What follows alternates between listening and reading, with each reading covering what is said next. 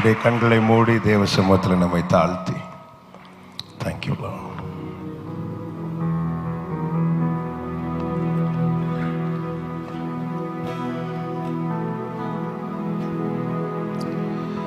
நல்லவரே வல்லவரே ஆராதனை ஆராதனை. நல்லவரே வல்லவரே ஆராதனை ஆராதனை. ரட்சகரே ரட்சகரே இயேசுநாதா இயேசுநாதா ஆராதனை ஆராதனை. ரட்சகரே ரட்சகரே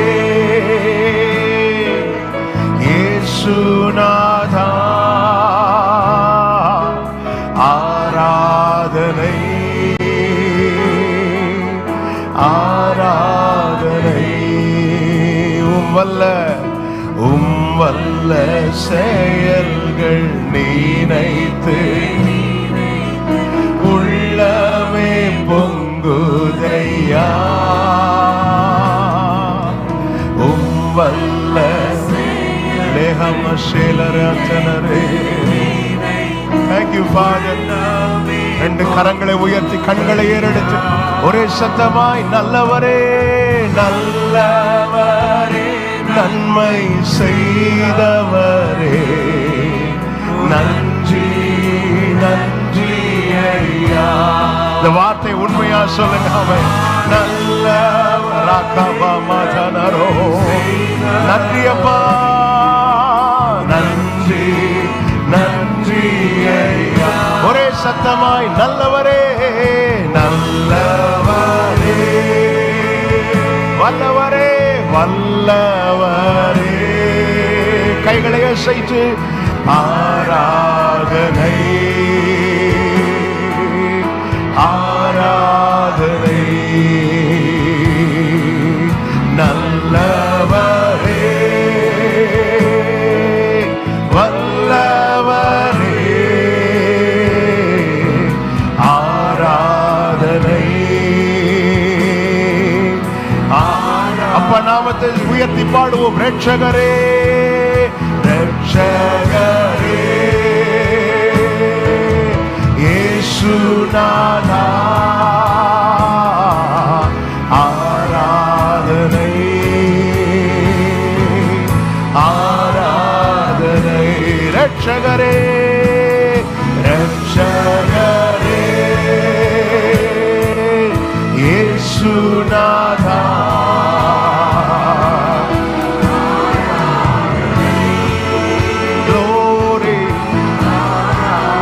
கைகளை செய்து ஹalleluya hallelujah worship him.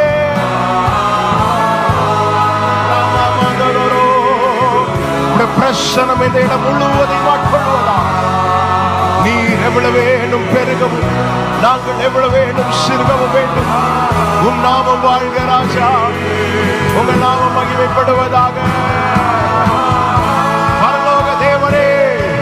சிங்காசனத்தில் வீற்றிருக்கிறவரே சேனைகளின் கர்த்தாவே உம்மை உயர்த்தி பணிகிறோம். ஹalleluya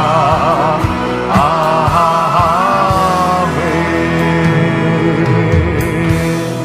அவர் யாருக்கும் கடனாளி அல்ல. அவர் யாருக்கும் பாரமும் அல்ல.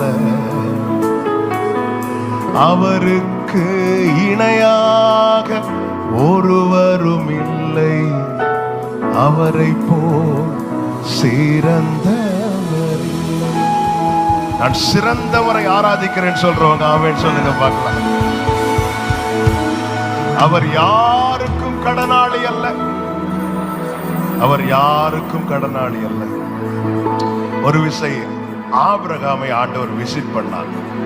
மூவராய் தம்மை வெளிப்படுத்துகிறார் ஆதியாகமம் 18வது அதிகாரத்தில். அப்பொழுது ஆபிரகாம் சொல்றாரு, கொஞ்சம் வெயிட் பண்ணுங்கன்னு சொல்லி 3 பிடி மாவு எடுக்கிறார். 3 படி மாவு எடுக்கிறார். ஏன்னா 3 பேரா வந்திருக்கிறாங்க. ஆளுக்கு 1 படி வைத்து 3 படி மாவு எடுத்து அப்பம் சுட்டு கொடுக்கிறார். அவர் யாருக்கும் கடனாளி அல்ல. ஆண்டவருக்காக நாம செய்யற ஒரு சின்ன காரியமானாலும் அது பரலோக கணக்கில் இருக்கும். ஆமென். மறந்து விடுவதற்கு அவர் அநீதி உள்ளவர் அல்லவே. ஒரு விசை ஆபிரகாம் 3 பணிவிடை செய்கிறான். 3 பிடி மாவு எடுத்து ஆளுக்கு 1 படி வைத்து ஆண்டவர் அதை கணக்கில் வைத்திருந்தார். நாட்கள் சென்றது. தலைமுறையினர் எகிப்திலிருந்து புறப்பட்ட போது 40 years டெய்லி ஆண்டவர் மன்னா கொடுக்கறாங்க. எல்லாரும் எடுத்து வச்சு அளந்து பார்க்கறாங்க. ஆளுக்கு கரெக்டா 1 படி இருக்குது. ஆபிரகாம் ஒரே ஒரு விசை செய்தான். கர்த்தர் அதை மனதில் வைத்து தலைமுறைக்கு கானான்ல கால் வைக்கிறது வரை செய்தார். என் ஆண்டவர் யாருக்கும் கடனாளி அல்ல. ஆமென். கெனசரேத் கடற்கரை அருகே ஆண்டவராக இயேசு கிறிஸ்து வந்த போது பேதுருவின் வெறுமையான படகை பார்க்கிறார்.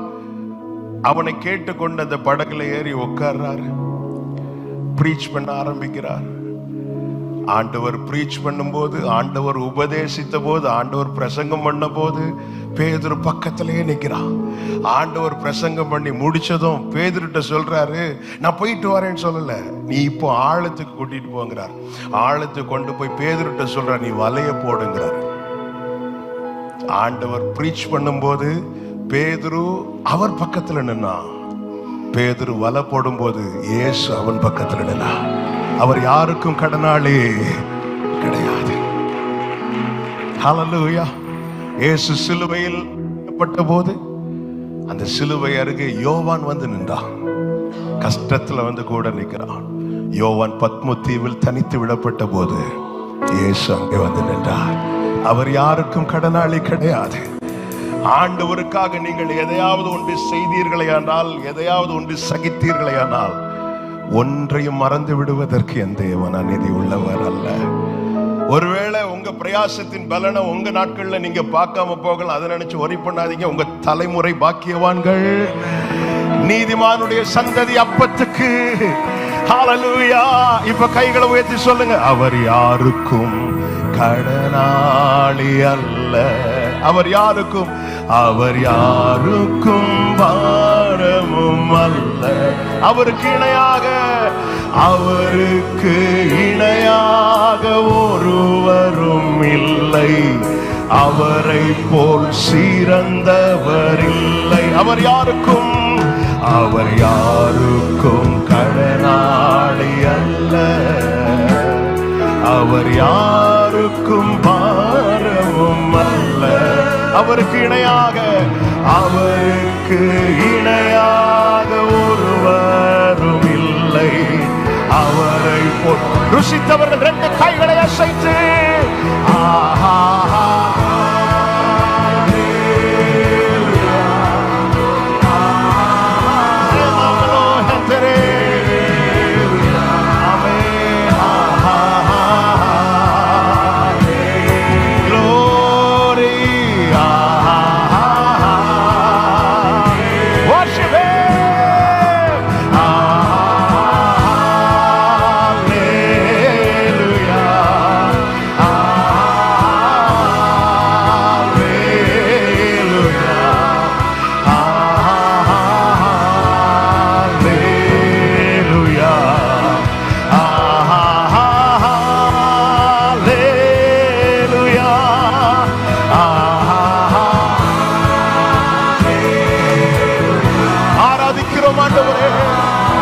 நீர் பெரியவர், நீர் சிறந்தவர், நீர் உன்னதர்.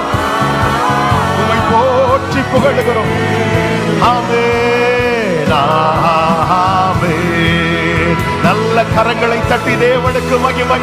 முழு பலத்தோடு நம் கர்த்தர் நல்லவர், நம் ராஜா பெரியவர், அவர் ராஜரீகம் பண்ணுகிறவர், அரசாளுகிற தேவன். அவருக்கு எல்லா மகிமையும், எல்லா கனமும், எல்லா துதியும், ஸ்தோத்திரங்களும். தேவன் பெரியவர். ஹல்லேலூயா. உம்மை போல் என்னை நேசிக்க ஒருவரும் இல்லை, நேசித்தவரில் இது போல் அன்பை இன்னும் காணவில்லை. எல்லார் கண்களையும் மூடி நம்ம யார் ஆராதிக்கிறோம் தெரியுமா? நம்மை அறிந்தவரை,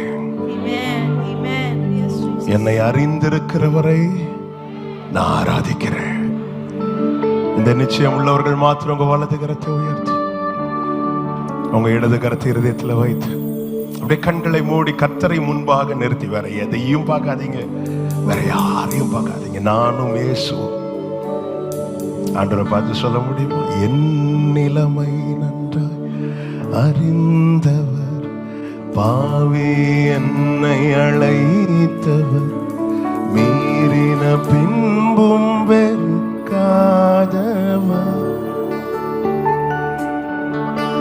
என் நிலைமை நன்றாய் அறிந்தவர், பாவி என்னை அழைத்தவர், மீறின பின்பும் வெறுக்காதவர்.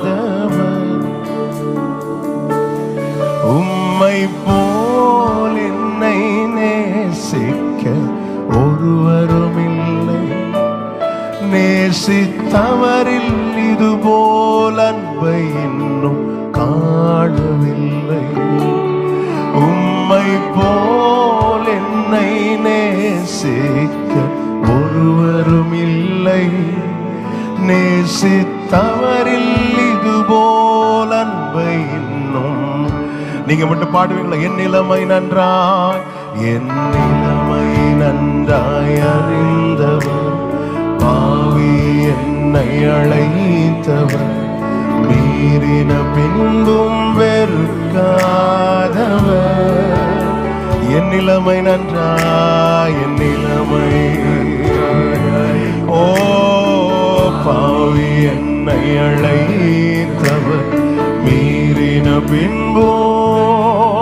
ரெண்டு கைகளை விரித்து சொல்லுங்க, உம்மை போல், உம்மை போல் என்னை நேசிக்க ஒருவரும் இல்லை, நேசித்தவரில் இது போல் ஓ இன்னும் காணவில்லை. உம்மை போல் ஆண்டவரே, இப்படி ஒரு நேசத்தை யாரிடத்திலும் காணவில்லை, காண முடியவில்லை அப்பா. நேசித்தவரில் இது போல் அன்பை இன்னும் காணவில்லை. உம்மை போல் என்னை நேசிக்க நேசித்தவரில், நேசித்தவரில் இது போல் அன்பை. ஆண்டவருடைய அன்பின் ஆழம், நீளம், அகலம், உயரம். நான் எப்பவுமே சொல்லுகிற வார்த்தை உண்டு, என்னுடைய ஒரிஜினாலிட்டி என்பது உங்க முன்னாடி நான் ஒயிட் அண்ட் ஒயிட் போட்டு நிக்கிறேன் இது கிடையாது. என்னுடைய பர்சனல் ரூம்ல நான் எப்படி இருக்கிறேனோ அதுல நிறைய பிளஸ் இருக்கு, நிறைய மைனஸ் இருக்கு. அதாவது என் பலவீனம் அறிந்தும் என்னை தெரிந்தெடுத்து நிக்க வச்சு அழகு பார்க்கிறார் பாத்தீங்களா? இதுதான். அதனாலதான் தாவீது சொல்லுகிறார், நீர் உமது அடியானை அறிவீர் அப்படிங்கிறார். ஆண்டவரே, நீர் என்னை மேன்மையான சந்ததியின் மனுஷனாய் பார்த்தீர் அப்படிங்கிறார். ஏன்னா தாவீதை சுத்தி இருந்தவங்க தாவீதை பார்த்த விதங்கள் வேதம் நமக்கு காண்பிக்கிறது. தாவீதின் அப்பா தாவீதை ஆகாதவனாய் பார்த்தார். அதனாலதான் சாமுவேலுக்கு முன்னாடி கொண்டு வரல. சாமுவேல் கேட்கிறார், வேற பிள்ளைங்க இல்லையான்னு கேட்கும் போது கூட தாவீது என்று ஒருவன் இருக்கிறான் அப்படி கூட சொல்லல. எல்லாருக்கும் கடைசி ஒரு பையன் இருக்கிறான், அவன் ஆடு மேய்த்து கொண்டிருக்கிறான். அதாவது தாவீதின் அப்பாவுடைய ஸ்டேட்மெண்ட் எப்படி இருக்குன்னா, அவனை நீங்க கூப்பிடாதீங்க, கூப்பிட்டு வேஸ்ட்னு சொல்ற மாதிரி இருந்துச்சு. தகப்பன் ஆகாதவனாய் பார்த்தார். சகோதரர்கள் தாவீதை அகங்காரம் உள்ளவனாய் பார்த்தாங்க, திமிரு பிடிச்சவனை பார்த்தாங்க. மாமனார் தாவீதை வாழ்நாள் சத்ருவாகவே பார்த்தார். மனைவி தாவீதை அற்பமாய் பார்த்தாள். பையன் அப்சலோம் தாவீதை எதிரியாவே பார்த்தான். சுத்தி இருக்கிறவர்கள் தாவீதை பார்த்த விதங்கள், தாவீது அப்பா என்ன எப்படி பார்க்கறாங்க. தாவீதெல்லாம் ஆடு மேய்க்க வேண்டிய அவசியமே கிடையாது. போவாசுடைய பேரனுடைய பையன் யார்? தாவீது. போவாஸ் நமக்கு தெரியும், பெரிய பண்ணையார், அவர் பெரிய ஜமீன். அவர் எத்தனை பேருக்கு சேலரி கொடுத்தார். அவருடைய மகனுடைய மகன் தான் யாருன்னா தாவீது. ஆனாலும் தாவீதை ஒதுக்கி வைக்கிறாங்க. தாவீது சங்கீதத்துல சொல்றாரு, என் சகோதரர்களுக்கு நான் வேற்று மனுஷனானேன். வேற எங்கேயோ உள்ளவன மாதிரி பாக்குறாங்க. என்னுடைய பிரதர்ஸ், என் தாயின் பிள்ளைங்க, என் கூட பிறந்தவங்க. அப்படி தாவீது மேல பார்க்கிறார். அவர் என்ன எப்படி பார்க்கிறார்? அப்பொழுதுதான் தாவீது சொல்லுகிறார், நீர் என்னை மகா மேன்மையான சந்ததியின் மனுஷனாய் பார்த்தீர். நம் ஆண்டவருடைய பார்வையினுடைய விசேஷம் என்ன அப்படின்னா, நாம் இருக்கிற வண்ணமாய் நம்மை பார்க்கிறவர் அல்ல, அவர் நினைக்கிற வண்ணமாய் நம்மை பார்க்கிறவர். அதனாலதான் எரேமியாவை தெரிந்தெடுக்கும் போது எரேமியா சொல்றார், நான் சிறு பிள்ளைன்னு சொல்றதுக்கு முன்னாடியே வாயை அடைச்சிட்டார். வெயிட் பண்ணு, நான் உன்னை தீர்க்கதரிசியா நீ பைபிள் காலேஜ் படிக்கும் போது பார்க்கல, நீ தாயின் வயிற்றில் இருக்கும் போதே நான் உன்னை தீர்க்கதரிசியா பார்த்துட்டேன்.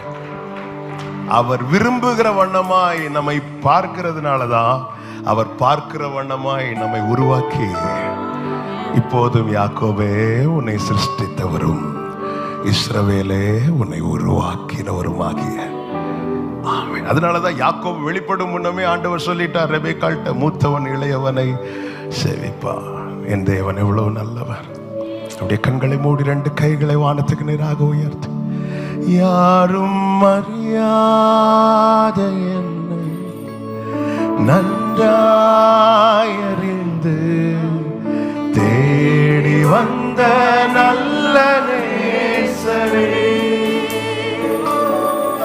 யாரும் அறியாத என்னை நன்றாயறிந்து தேடி வந்த உம்மழகான கண்கள், உம்மழகான கண்கள் என்னை கண்டதாலே முடிந்ததென்று நினைத்த நான் உயிர் வாழ்கின்றேன். அழகான கண்கள் என்னை கண்டதாலே முடிந்ததென்று நினைத்த நான். சொல்லுமா, தூக்கி எறியப்பட்ட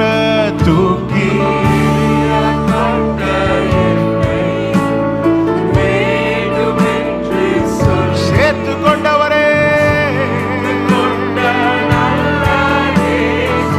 we love you Jesus. தூக்கி எறியப்பட்ட ஓ வேண்டும் என்று சொல்லி ஹalleluya சேர்த்து கொண்ட ஆண்டவரை பார்த்து சொல்லுங்க, உம் அழகான கண்கள், உம் அழகான கண்கள் என்னை முடிந்ததென்று நினைத்த நான்.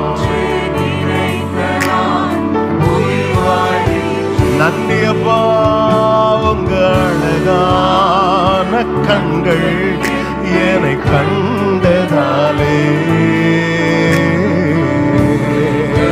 ஒரு விஷயம் கூட சொல்லுவோமா, யாரும் அறியாத என்னை அவன் யாரும் நன்றாய் அறிந்தவர், ஓ தேடி வந்த பூமியின் கடையாந்திரத்திலிருந்து எங்களை எடுத்து அழைத்து வந்த உங்க கிருபைகளுக்காக ஸ்தோத்திரம் அப்பா. தேடி வந்தவரே, ஒரு விஷயம் கூட சொல்லுங்க. யாரும் அறியாத யாரும் அறியாத என்னை நன்றாய் அறிந்து கிருபையல்லவா கிருபையல்லவா கிருபையல்லவா யாரும் நன்றாய் அறிந்தவரே. ஹல்லேலூயா. தேடி வந்த உம்மழகான கண்கள்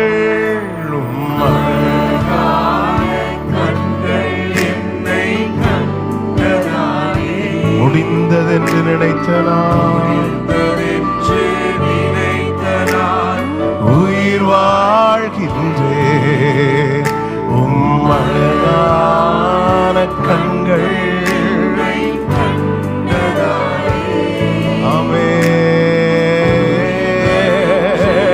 எத்தனை பேர் சாட்சியா சொல்வீங்க? ஒன்றுமில்லாத என்னை ஒன்றுமில்லாத என்னை காருண்யத்தாலே உயர்த்தி வைத்த உம்முடைய காருண்யம் என்னை பெரியவனாக்கும் என்ற வார்த்தை எவ்வளவு உண்மையானது, எவ்வளவு சத்தியமானது. அவருடைய காருண்யம் அல்லவா நம்ம இம்மட்டும் உயர்த்தி வைத்தது. ஒரு விஷயம் கூட சொல்லுங்க. ஒன்றுமில்லாத என்னை ஒன்றுமில்லாத என்னை காருண்யத்தாலே உயர்த்தி வைத்த நன்றியப்பா. ஒன்றுமில்லாத ஒன்றும் இல்லாத என்னை உம் காருண்யத்தாலே உயர்த்தி வைத்த நல்ல நேசரே. உம்மழகான கண்கள் என்னை கண்டதாய் முடிந்ததென்று நினைத்த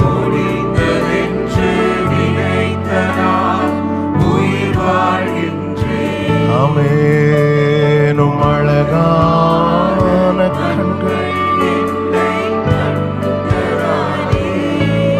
முடிந்ததென்று நினைத்து எல்லாரும் கண்களை மூடி ஒரு 2 நிமிடங்கள் கண்களை மூடி ஆண்டவர் ரட்சித்த தருணத்தை உங்க நினைவுல கொண்டு வர முடியுமா? ஆண்டவர் மட்டும் நம்மை சந்திக்காமல் இருந்திருந்தா, ஆண்டவர் மட்டும் இந்த பூமியிலே நமக்கு கிடைத்த மிகப்பெரிய பாக்கியம் என்ன தெரியுமா? ஜீவனுள்ள தேவனை கண்டு கொண்டது. அதனாலதான் வேதம் சொல்லுகிறது, கர்த்தரை தெய்வமாக கொண்ட ஜனம் பாக்கியம் உள்ளது. என்னை பாக்கியம் உள்ளவனாய் மாற்றினீரே ஆண்டவரே, நன்றியப்பா நன்றியப்பா. உங்க கிருபை. ஆண்டவர் சீஷர்கள் மத்தியிலே தாம் சிந்த போகிற இரத்தத்தின் அடையாளமாக ரசத்தை கையில் எடுத்து என்ன சொன்னார் தெரியுமா? இது அநேகருக்காக சிந்தப்படுகிற ரத்தம் என்றார். சீஷர்களுக்கு அது புரியல. ஏன்? அங்க 12 பேர் தான் இருக்கிறாங்க. ஆண்டவர் அந்த இரத்தத்தினூடாய் அன்னைக்கே என்னையும் உங்களையும் பார்த்துட்டாரு. அதனாலதான் அவர் சொல்றார், இது அநேகருக்காக. ஆமென். நாம் ஒரு ஷேப்பா உருவாகிறதுக்கு முன்னமே நம்முடைய கருவை அவருடைய கண்கள் கண்டது. இன்னைக்கு உங்களை பார்க்க 4 பேருக்கு பிடிக்காம இருக்கலாம். ஆனா நீங்களா உருவாகிறதுக்கு முன்னமே அவர் விரும்பி பார்த்துட்டாரு. ஆமென். எத்தனை பேர் சொல்ல முடியும், அவருக்கு என்னை எப்படி பார்க்க பிடிச்சிருக்குதோ அப்படிதான் படைத்திருக்கிறார் சொல்றவங்க நல்ல கரங்களை தட்டி ஆமென் சொல்லுங்க பார்க்கலாம். நன்றி அப்பா. ஆண்டவரை பார்த்து சொல்ல முடியுமா? உம்மழகான கண்கள் என்னை கண்டதாலே முடிந்ததென்று நினைத்த நான் உயிர் வாழ். We love you Father. உம்மழகான கண்கள். நன்றி ராஜா, நன்றி அப்பா. கடைசி அப்படி ரெண்டு கைகளை உயர்த்தி இயேசுவின் மகான்பே, இயேசுவின் மகா அன்பீதே, அதின் ஆழம் அறியலாகுமோ. சொல்லுங்க, இதற்கு இணையில்லையே, இதற்கு இணையேதும் வேறில்லையே, இணையேதும் வேறில்லை. இயேசுவின் மகான்பே, இயேசுவின் மகான்பீதே, அதினாளம் அதினாளம், இதற்கு இணையில்லையே, இதற்கு இணையேதும் வேறில்லையே, இணையேதும் வேறில்லையே.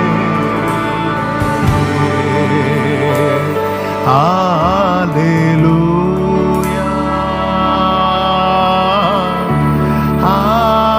ஹல்லேலூயா, ஹல்லேலூயா,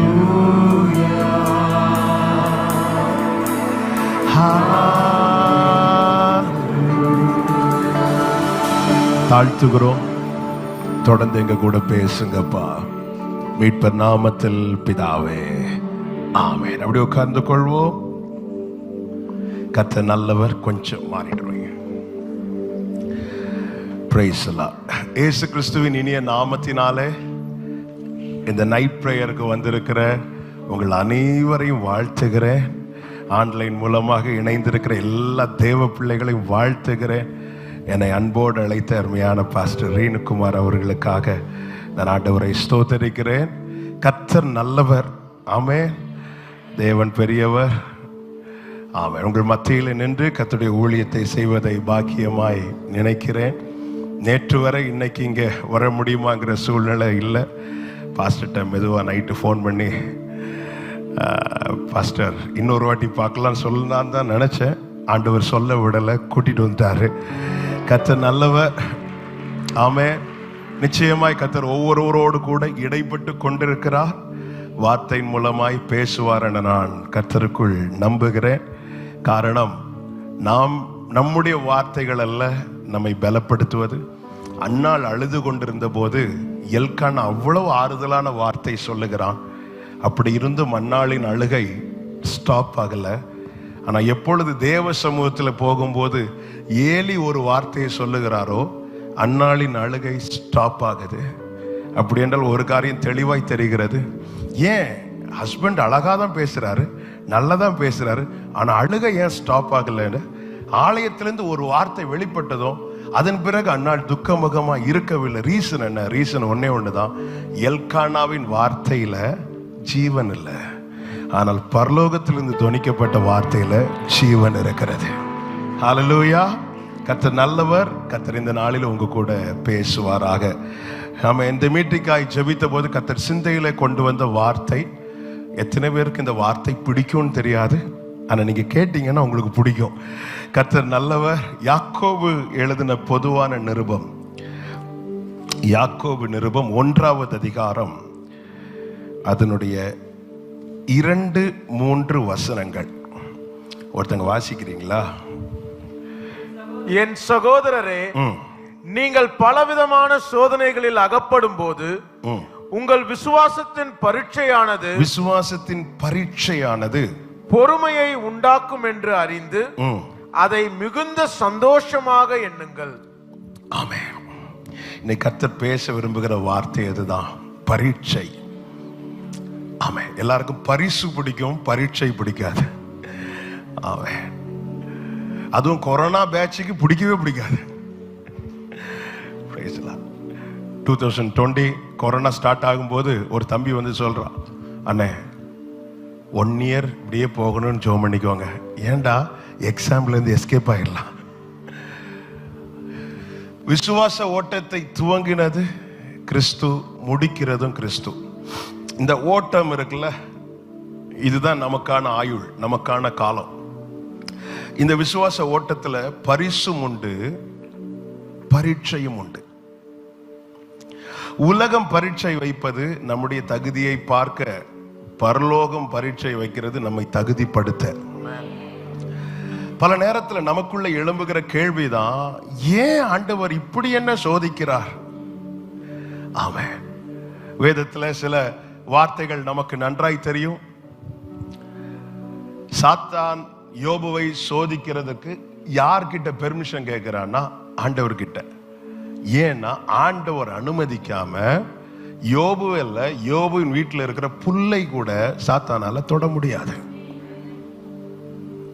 ஆதியாகமம் 22:1 சொல்லப்பட்டிருக்கிறது, இந்த காரியங்கள் நடந்த பின்பு கர்த்தர் ஆபிரகாமை சோதித்தார் அப்படின்னு இருக்கு. மத்தேயு 4:1 சொல்லப்பட்டிருக்கிறது, ஆமென், அப்பொழுது இயேசு கிறிஸ்து பிசாசினாலே சோதிக்கப்படுவதற்கு ஆவியானவராலே வனாந்திரத்திற்கு கொண்டு போகப்பட்டார். சோதனை என்பது 2 விதமான சோதனை. ஒன்று, நம்முடைய மீறுதல்களினாலே, நம்முடைய அக்கிரமங்களினாலே, நம்முடைய பாவங்களினாலே நாம் அகப்படும் போது உண்டாகிற சோதனை. அந்த சோதனைக்கு நாம தான் பொறுப்பு. அந்த சோதனையில் நாம் அகப்படும் போது கர்த்தர் எச்சரிப்பார், உணர்த்துவார். அப்படி உணர்த்தும் போது, எச்சரிக்கும் போது, நாம் அதிலிருந்து வெளியே விலகும் போது அந்த சோதனை நின்று நாம் தப்புவிக்கப்படுவோம். இன்னொரு சோதனை இருக்கிறது, இன்னொரு டெஸ்ட். அது யாருக்குன்னா தேவ பிள்ளைகளுக்கு என்று தேவன் பர்பஸா சில பாதையை கர்த்தர் வைத்திருக்கிறார். சங்கீதம் 23 தெரியாத யாருமே கிடையாது. அதுலயும் சண்டே ஸ்கூல் படிக்கிற பிள்ளைங்க கண்டிப்பா அதை மனப்பாடம் பண்ணுவாங்க. பிள்ளைங்களுக்கு சொல்லி கொடுக்கிற கேப்ல பெற்றோர் அதை படிச்சிருவாங்க. அதுல அழகா இருக்கும், அவரனை புல்லுள்ள இடங்களில் மேய்த்து அமர்ந்த தண்ணீர் அண்டை கொண்டு போய் விடுகிறார் சொல்லி முடிச்சுட்டு இப்படி கீழே வரும்போது, நான் மரண இருளின் பள்ளத்தாக்கில் நடந்தாலும் பொல்லாப்புக்கு பயப்பட. ஆமென். அதுக்கு கீழே வெரி லாஸ்ட்ல தான் இருக்கும், நான் கர்த்தருடைய வீட்டிலே நீடித்த நாட்களாய் நிலைத்திருப்பேன். அப்ப காட்டுல தொடங்கின தாவீதினுடைய வாழ்க்கை வீட்டுல முடிகிறதுக்கு முன்னாடி பரிசும் இருந்துச்சு, பரீட்சையும் இருந்துச்சு. ஏன் என்ற கேள்விக்கு பல வார்த்தைகள் வேதத்தில் கொடுக்கப்பட்டிருந்தாலும் இந்த ராத்திரி வேளையில பேசும்படி ஆவியானவர் சிந்தையில கொண்டு வந்த 5 காரியங்களை சொல்லி ஜெபிக்க விரும்புகிறேன். நமக்கு ஏன்னு தெரிஞ்சிட்டுன்னா அப்புறமா நம்ம புலம்ப மாட்டோம், நம்ம துதிக்க ஆரம்பிச்சிருவோம். அதனாலதான் ரொம்ப ஃபேவரட்டான சங்கீதங்கள்ல ஒன்றுதான் எல்லாருக்கும் 63வது சங்கீதம். ஏன் ரொம்ப ஃபேவரட்டா நமக்கு மாறுச்சுன்னா, ஃபாதர் அந்த சங்கீதத்தில் நிறைய பாட்டு எழுதியிருக்கிறாங்க. தேவனே என் தேவா உம்மை நோக்கினே. இன்னொரு பாட்டு அழகா பாடியிருக்கிறாங்க, ஆனந்த களிப்புள்ள உதடுகளால் போற்றி புகழுவேன். அழகான இடத்துல இருந்து தாவீது சங்கீதம் பாடல, வனாந்தரத்திலிருந்து பாடுறார். ஏன்னா அவருக்கு தெரிஞ்சிட்டு, ஏன்னு தெரிஞ்சிட்டு. அதனாலதான் 23வது சங்கீதத்துல சொல்றாரு, என்னை அவர் நீதியின் பாதையில் நடத்துகிறார். நீதியின் பாதையில ஜீவன் உண்டு, அதிலே மரணம் இல்லை. ஏன் ஆண்டவர் சோதிக்கிறார்? இந்த பரீட்சை எல்லாருக்கும் உண்டான்னு கேட்டா எல்லாருக்கும் கிடையாது. இயேசு கிறிஸ்து மத்தேயு 4:1 சொல்லப்பட்டிருக்கிறது. மத்தேயு 4:1 வாசியுங்கள். அப்பொழுது இயேசு, மத்தேயு 4வது அதிகாரம் 1வது வசனம். அப்பொழுது இயேசு பிசாசினால் சோதிக்கப்படுவதற்கு ஆவியானவராலே வனாந்திரத்திற்கு கொண்டு போகப்பட்டார். எப்பொழுதுன்னு தெரியணும்னா 3 கடைசி வாசிக்கணும். 3வது அதிகாரம் கடைசி வசனத்தை வாசிங்க. அன்றியும் வானத்திலிருந்து ஒரு சத்தம் உண்டாகி, இவர் என்னுடைய நேசகுமாரன், இவரில் நான் பிரியமாய் இருக்கிறேன் என்று உரைத்தது. அப்பொழுது இயேசு பிசாசினால் சோதிக்கப்படுவதற்கு ஆவியானவராலே வனாந்திரத்துக்கு கொண்டு போகப்பட்டார். எப்பொழுது? சோதிக்கப்படுவதற்கு சற்று முன்புதான் பரலோகத்திலிருந்து ஒரு சத்தம் வந்திருக்கிறது. என்ன சத்தம் என்றால், இவர் என்னுடைய நேசகுமாரன். ஆமென். ஆண்டவர் இந்த சோதனையின் பாதையை அனுமதிக்கிறாருன்னா புரிஞ்சுக்கோங்க, நீங்க எல்லாம் பிள்ளைங்க, நான் அவருக்கு நேச பிள்ளை. ஆமென். என் தாசனாகி யோபுவின் மேல் கவனம் வைத்தாயோ அப்படின்னு ஆண்டவர் கேட்டதுக்கு அப்புறம் தான் சாத்தான் சோதிக்கவே பெர்மிஷன் கேட்கிறான். ஆமாம், இது மட்டும் யோபுவுக்கு தெரிஞ்சிருந்தா சொல்லியிருப்பார், ஆண்டவரை கொஞ்சம் சும்மா இருங்க ஆண்டவரே, நீங்க கேட்க கேட்க இங்க பிரச்சனையா இருக்கு. தாவீது இருதயத்துக்கு ஏற்றவன். ஆனா தாவீதின் வாழ்க்கையில சந்தித்த சோதனையின் பாதையை நீங்க பாத்தீங்கன்னா, ஆமென். எங்க ஊர்ல சொல்லுவாங்க, மத்தளத்துக்கு 2 பக்கம் தான் அடி, எங்களுக்கு சுத்தி சுத்தி அடி விழுது. ஆமென். ஏன் தேவன் அனுமதிக்கிறார்? நல்லா புரிஞ்சுக்கோங்க. நாம் மகிழும் போது அவர் மகிழுகிறவர் மட்டும் இல்ல, நாம் அழும்போது அவர் கண்ணிலையும் கண்ணீர் வரும். அப்படி என்றால் ஒரு காரியம் தெளிவாய் தெரிகிறது, நம்மை வருத்தப்படுத்தி நமக்கு வலி உண்டாக்கி ரசிப்பதல்ல கர்த்தருடைய நோக்கம். தேவன் நம்மை ஒரு பாதையில் நடத்துகிறார் என்றால் அதில் தேவனுடைய திட்டம் என்று ஒன்று இருக்கிறது, தேவனுடைய நோக்கம் என்று ஒன்று இருக்கிறது. கர்த்தருக்கு மாத்திரம் மகிமை உண்டாவதாக. நான் நம்புகிறேன் கர்த்தர் இந்த நாளிலே உங்கள் ஒவ்வொருவரோடு கூட பேசுவாராக. தேவ பிள்ளைகள் வாழ்க்கையிலே தேவன் அனுமதிக்கிற சோதனை ஏன், எதற்காக?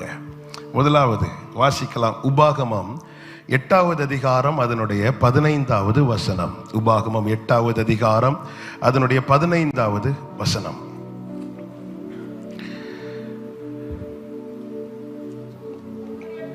உன்னுடைய பின்னாட்களில் உனக்கு நன்மை செய்யும் பொருட்டு உன்னை சிறுமைப்படுத்தி போதும். உன்னுடைய பின்னாட்களில், உன்னுடைய ஃபியூச்சர்ல நீ நல்லா இருக்கணுங்கிறதற்காக கர்த்தர் உன்னை இன்னைக்கு என்ன செய்கிறார்னா சோதிக்கிறார். அப்ப தேவனால் ஒருத்தங்க சோதிக்கப்படும் போது அவர் மைண்ட்ல என்ன இருக்குன்னா அந்த நபருடைய ஃபியூச்சர் இருக்கு. என் ஃபியூச்சரை அவர் மனசுல வச்சுதான் என்ன சோதனைக்கு உட்படுத்துகிறார். நல்லா புரிஞ்சுக்கோங்க, நாம் மண் என்று அவர் நினைவு கூர்ந்திருக்கிறார். மண்ணுன்னா தெரியல, பீச் ஓரத்துல மண்ணில் வீடெல்லாம் கட்டுவாங்க, பார்த்துருக்கிறீங்களா? கஷ்டப்பட்டு வீடு கட்டி முடிக்கும் போது கூட இருக்கிற ஃப்ரெண்டு காலால லைட்டா அவ்வளவுதான், ஒண்ணுமே இல்லாம போயிடும். நாம் மண் என்று அவர் நினைவு கூர்ந்திருக்கிறார். ஓங்கி பிடிச்சிட்டாருன்னா நம்ம அவுட்டு. அப்படி ஊதிட்டார்னா இந்த தீபம் அணைஞ்சிரும். இது எல்லாமே அவருக்கு தெரியும். நம்மை அழிப்பதுதான் அவருடைய நோக்கமா இருந்திருக்கோம்னா இன்னைக்கு நாம் எப்படிங்க உயிரோடு இருக்கிறோம்? எத்தனை நெருக்கங்கள், எத்தனை போராட்டங்கள். இன்னும் ஏன் இந்த கோவிட்ல மரித்தவர்கள் யாரும் நம்மை விட பாவிகளும் கிடையாது, உயிரோடு இருக்கிற நாம அவர்களை விட பரிசுத்தவான்களும் கிடையாது. கோவிட்ல பாதிக்கப்பட்டவங்க மட்டும் கை தூக்குங்க. யார் கை தூக்குவாங்கன்னா டெஸ்ட் எடுத்தவங்க கை தூக்குவாங்க. டெஸ்ட் எடுக்காதவங்க நமக்கு தெரியாதா, வீடை பூட்டிட்டு வெளியே தெரியாம சைலண்ட் மோட்ல இருமிட்டு இருந்ததெல்லாம். ஏன் கர்த்தர் ஜீவனை தந்ததும் இல்லாமல் தயையும் பாராட்டி பராமரித்து இந்த ஆவியை காப்பாற்ற காரணம் என்ன? அழிப்பதல்ல கர்த்தருடைய நோக்கம். காரணம், நம் கர்த்தர் நல்லவர். நீங்கள் எதிர்பார்த்திருக்கும் முடிவை உங்களுக்கு கொடுக்கும்படிக்கு உங்கள் பேரில் நினைத்திருக்கிற நினைவுகளை நான் அறிவேன், அவைகள் தீமைக்கு அல்ல சமாதானத்துக்கு ஏதுவான நினைவுகளே. நான் என் ஃபியூச்சருக்காய் போடுற திட்டத்துல, பிளான்ல தீமை இருக்கலாம், எனக்கு தெரியாது. நான் இன்னைக்கு இருக்கிற அந்த கரண்ட் சிச்சுவேஷனை வச்சுதான் என்னுடைய ஃபியூச்சரை நான் பிளான் பண்ணுவேன். ஆனா ஆண்டவர் அப்படி கிடையாது. அவருடைய திட்டத்துல தீமை கிடையாது. அவருடைய திட்டத்துல நன்மை மட்டும்தான் இருக்கும். ஆனால் நடத்துகிற பாதை நமக்கு கடினமா இருப்பதனால, நம்முடைய நினைவுகளுக்கு மாறா இருப்பதனால அது நமக்கு தீமையாய் தோன்றுகிறது. வேதம் தெளிவாய் சொல்லுகிறது, உன்னுடைய பின்னாட்களில். இன்னைக்கு புரியாதுப்பா, நீ நாளைக்கு இதை யோசிப்ப, நாளைக்கு இதை குறித்து சாட்சி சொல்லுவ. உன்னுடைய பின்னாட்களில் உனக்கு நன்மை செய்யும் பொருட்டு உன்னை சிறுமைப்படுத்தி சோதிக்கிறார். யோசேப்புடைய லைஃப் நமக்கு தெரியும். 12 பிள்ளைகளிலே தகப்பனுக்கு ரொம்ப பிரியமானவன் யோசேப், உண்மையுள்ளவன் யோசேப், தகப்பனிடத்துல எதையும் மறைக்காதவன் யோசேப். அப்படிப்பட்ட யோசேப்புக்கு கர்த்தர் ஒரு நல்ல விஷன் கொடுக்கிறார், நல்ல தரிசனம், நல்ல ஒரு சொப்பனத்தை காண்பிக்கிறார். இதுவரை எல்லாம் நல்லா போயிட்டு தான் இருக்குது. இப்போ அவன் லைஃப்ல அவங்க அப்பா கூப்பிட்டு அனுப்புறாங்க, நீ சகோதரர்களை போய் பார்த்துட்டு வா அப்படின்னு. சகோதரர்கள் இருக்கிற இடத்துக்கு சீகேமுக்கு போகிறான். அங்க யார் இல்லைன்னா பிரதர்ஸ் இல்லை. இது யோசேப் எஸ்கேப் ஆகிறதற்கு கர்த்தர் கொடுத்த வழின்னு சொல்லலாமா? நிச்சயமா கிடையாது. அப்படின்னு அந்த இடத்துல இன்னொருவன் தேவன் அனுப்பியிருக்க மாட்டார். அந்த இடத்துல மட்டும் வேறொருவன் வருகிறான், வந்து சொல்றேன், யாரை தேடுறப்பா? இப்படி என்னுடைய சகோதரர்கள்லாம் இங்க ஆடு மேய்த்து கொண்டிருந்தார்கள், அவங்க இப்படி ஒரு இடத்துக்கு போறதா பேசிக்கிட்டு இருந்தது என் காதுல விழுந்துச்சு அப்படி சொல்லி யோசேப்பை அங்க டைவர்ட் பண்ணி விடுறான். இதெல்லாம் தற்செயலா நடந்ததா? இல்ல, காட்ஸ் பிளான் இது. நம்முடைய வாழ்க்கையில சில நபர்களை தேவன் வைத்திருப்பார். அதே நேரத்தில் அவங்க ரோல் முடிஞ்சதும் அதுக்கப்புறம் நம்ம லைஃப்ல அவங்களுக்கு நோ ஸ்பேஸ், தேவன் அனுமதிக்க மாட்டார். இவனுடைய ரோல் முடிஞ்சிட்டு ஒரு வழிபோக்கன் மாதிரி ஒருவன் வருகிறான், யோசேப்பை பார்க்கிறான். யோசேப்புக்கு அவனை யாருன்னு தெரியாது, அவனுக்கு யோசேப்பு யாருன்னு தெரியாது. ஆனா ஆண்டவர் யோசேப்பின் லைஃப்ல இவனுக்கு ஒரு ரோலை கர்த்தர் வைத்திருந்தார். நம்ம லைஃப் அப்படிதான். நம்முடைய வாழ்க்கையில நம்முடைய விருப்பம் என்னன்னா, இவங்க என் கூட கடைசி வரை இருந்தாங்கன்னா நல்லா இருக்குமே, அப்படி தேவன் அனுமதிக்க மாட்டார். எனக்கு நியமித்த ஓட்டத்தை நான் ஓடி முடிக்கிறதற்கு யார் யாருக்கு என்ன ரோலோ அது மட்டும்தான் பிளே பண்ண தேவன் அனுமதிப்பார். அதுக்கு மேல இடம் கொடுக்க மாட்டார். இப்போ சகோதரர்கள்லாம் தூரத்துல இருந்து யோசேப்பை பார்த்து பிளான் போடுறாங்க. என்ன பிளான் போடுறாங்கன்னா, சொப்பனக்காரன் வரான், இவனை நம்ம கொலை செய்துடலாம், இவனை கொன்றலாம் பிளான் போடும்போது அந்த கூட்டத்திலிருந்து ரூபன் ஆண்டவர் வித்தியாசமா யோசிக்க வைக்கிறார்.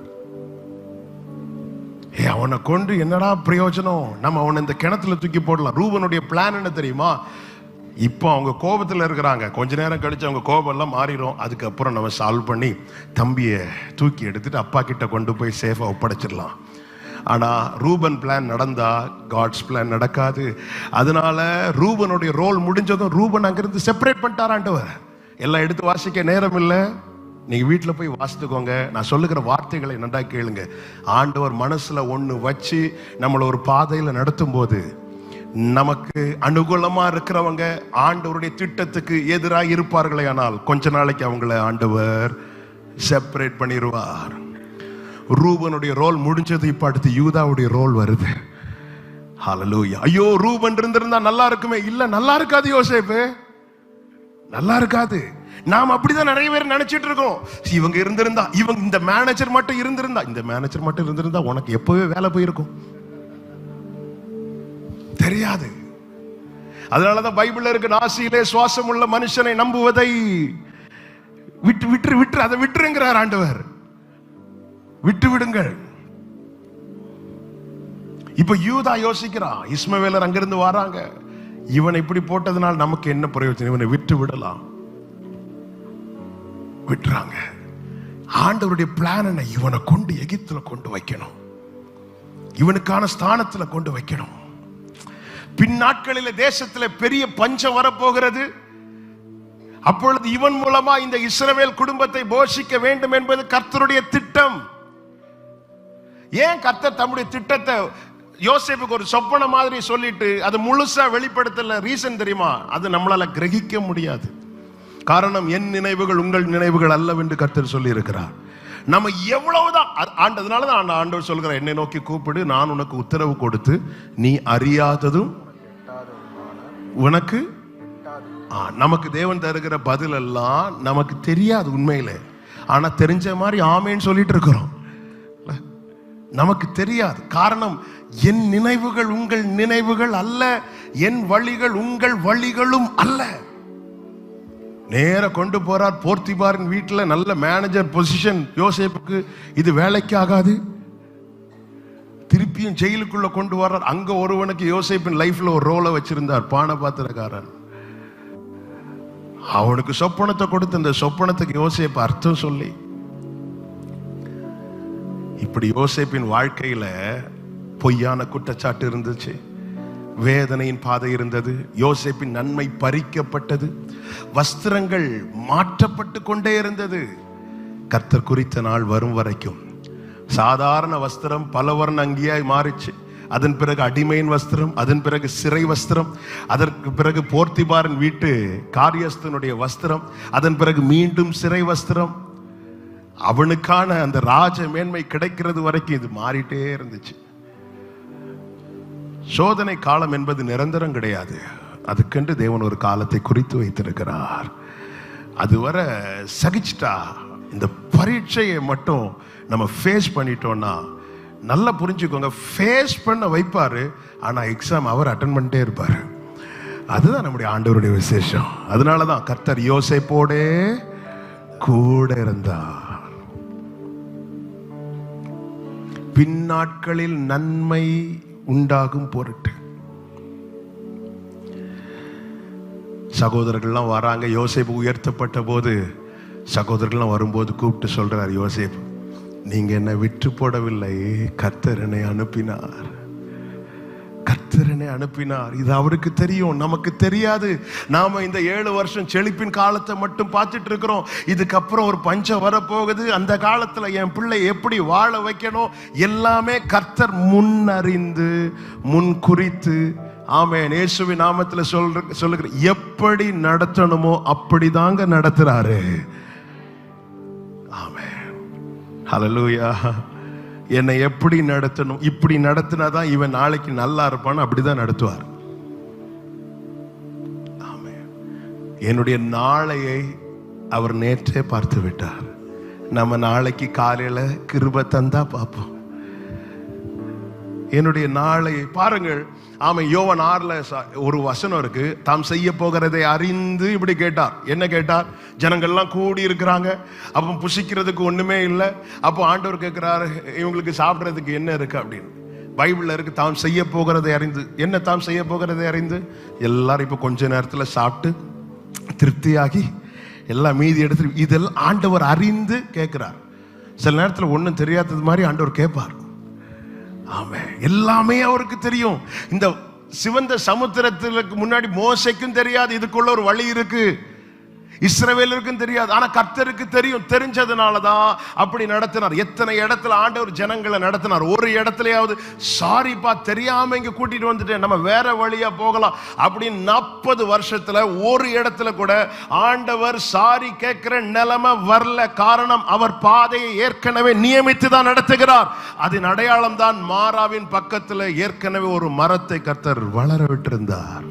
நாளைக்கு என் பிள்ளைங்க இது பக்கத்துல வர போறாங்க, அவங்க கசப்பை டேஸ்ட் பண்ண அந்த இடத்துல உண்டாகட்டும் சொல்லி புதுசாலாம் வளரல. எகிப்தில் இருக்கும் போதே மரம்லாம் வளர்றது சாதாரண காரியம் கிடையாது. 10 to 15 வருஷமாவது ஆகும்.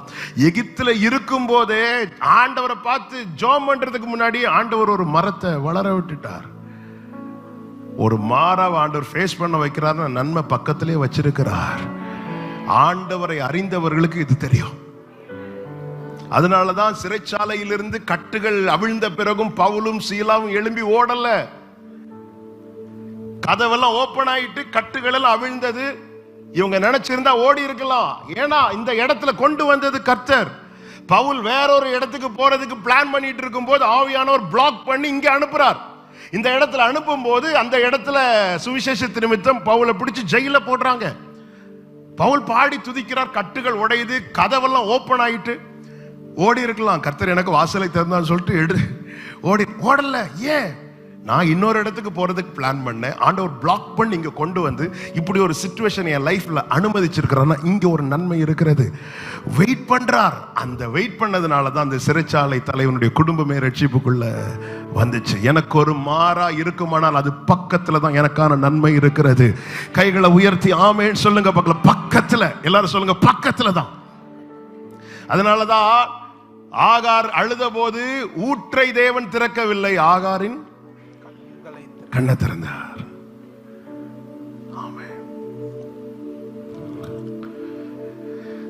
என்னுடைய பின் நாட்களிலே என் ஃபியூச்சரை மனசுல வச்சு அழகான கண்கள் பாட்டு 2015 பிப்ரவரி மாதம் நினைக்கிறேன், ஒரு first Saturday or second Saturday எங்க சர்ச்சில் every Saturday night praise and worship உண்டு.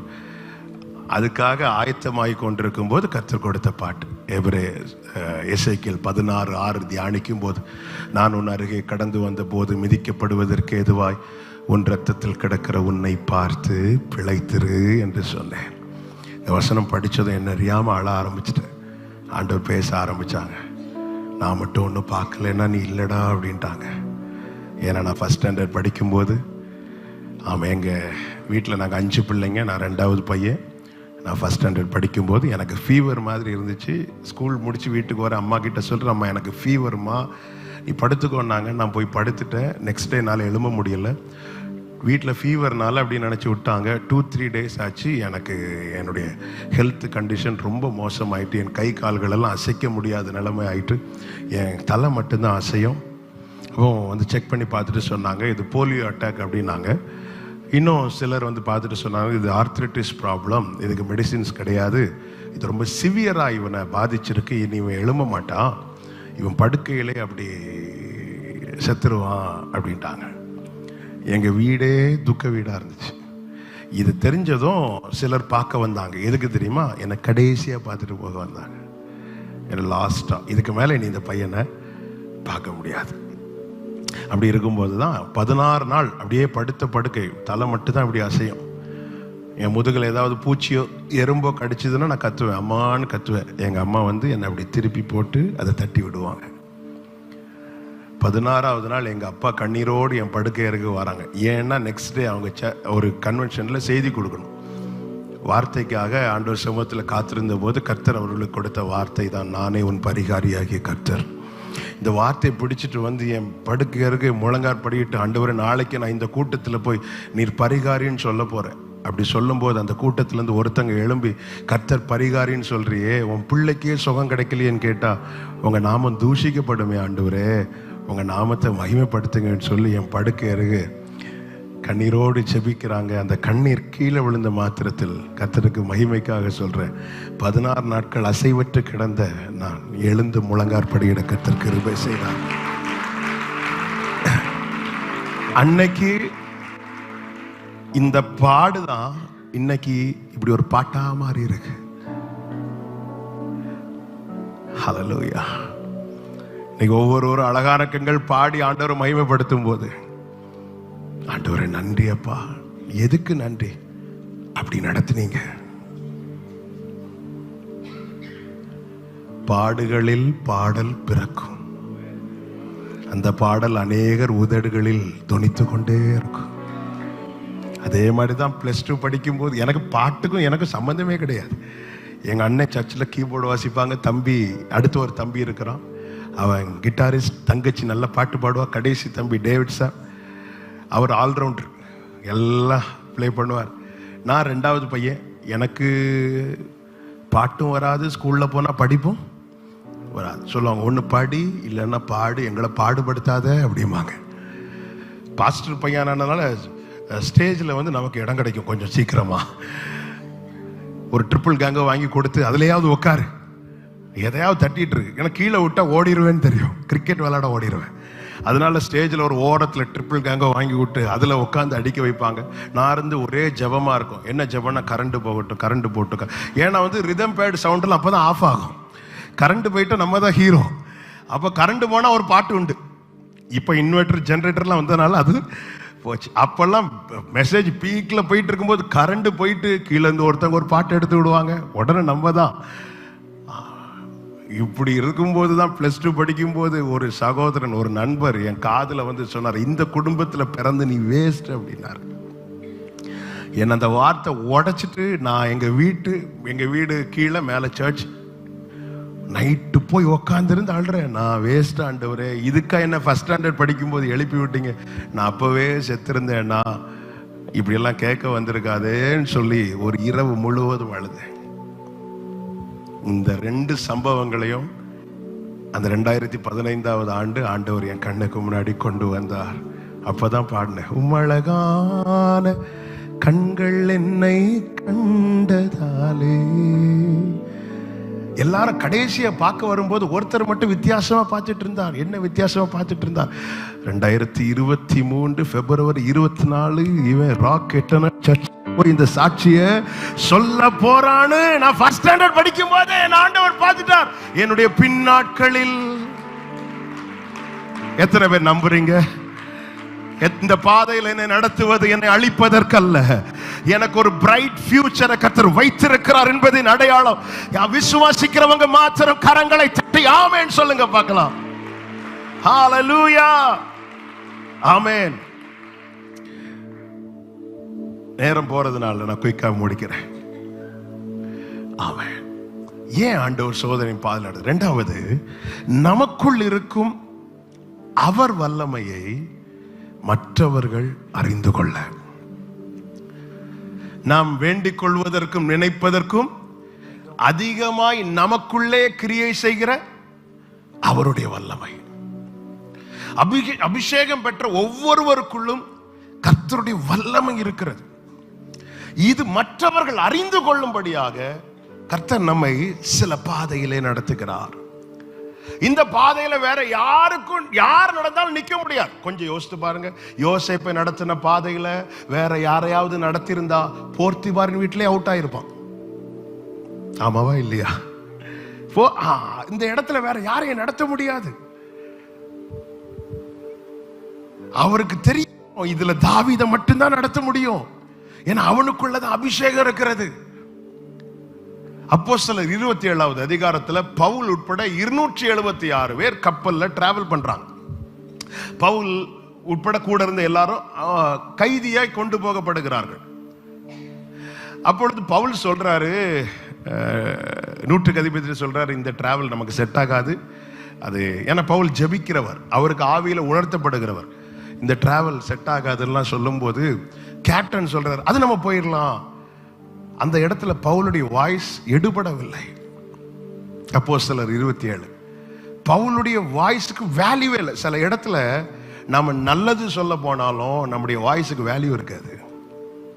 ஆண்டவர் பார்த்தார், இந்த பவுல் யாருன்னு நீ காட்டி கொடுக்கணும். 27வது அதிகாரத்துல எல்லாருக்கும் பிரச்சனை வந்ததுனால அப்படி போயிட்டு 28வது அதிகாரத்துல பவுலுக்கு மட்டும் ஒரு பிரச்சனை அனுமதித்தார். என்ன பிரச்சனைன்னா, ஒரு விரியன் பாம்பு பவுல் கையில கடிச்சு தொங்கிட்டு இருக்குது. கடிச்சிட்டு போனா கூட பிரச்சனை இல்லை. இது எல்லாரும் பார்க்கறது வரை அது என்ன செஞ்சிட்டு இருக்கு, தொங்கிட்டு. சில பிரச்சனை அப்படிதான், நம்மளோட முடிஞ்சா பிரச்சனையில நம்ம சகிச்சுக்கிட்டு இருப்போம். இது பக்கத்து வீட்டில் இருக்கிறவங்க, அடுத்த தெருவில் இருக்கிறவங்க எல்லாரும் பார்க்கறது வரை நம்ம கையில தொங்கிட்டே இருக்கும். ஆண்டவரே, இந்த 276 பேர்ல இந்த பாம்பு வேற யாரையும் கடிக்காம இவனை மட்டும் கடிக்க ரீசன் என்ன ஆண்டவர்? ஏன்டவர் இப்படி அலோவ் பண்ணீங்கன்னு கேட்ட ஆண்டவர் சிம்பிளா சொல்லுவார், வேற யாராவது கடிச்சிருந்தா அவன் செத்துருப்பான், பவுல கடிச்சதுனால பாம்பு செத்துச்சு.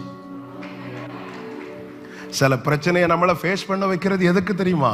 நம்ம கதையை முடிப்பதற்கல்ல, கோலியாத்தின் கதையை முடிப்பதற்கு. ஹalleluya! அதனாலதான் நம்மளை ஃபேஸ் பண்ண வைக்கிறார்.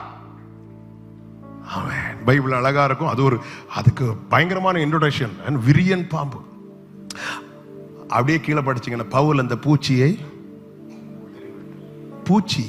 பவுலுக்கு அது என்னதான்? பூச்சி. பெரிய பர்வதமே, நீ எம்மாத்திரம் செருபாபேலுக்கு முன்பாக சமபூமியாவாய். அவன் தலைக்கல்லை கொண்டு வருகிறான், அதற்கு கிருபை உண்டாவதாக. ஆமென். அதுக்கப்புறம் பாத்தீங்கன்னா பவுல என்ன சொல்ல ஆரம்பிச்சிட்டாங்கன்னா, இவன் தேவன் பா. அந்த இடத்துல இப்ப பவுலுடைய வேல்யூ இன்க்ரீஸ் ஆகுது. ஏன் ஆண்டவர் அனுமதிக்கிறார்? சில நேரத்தில் இப்படிப்பட்ட கடினமான பாதை நமக்கு புரிகிறதில்லை, நமக்கு தெரிகிறதில்லை. ஆமென்.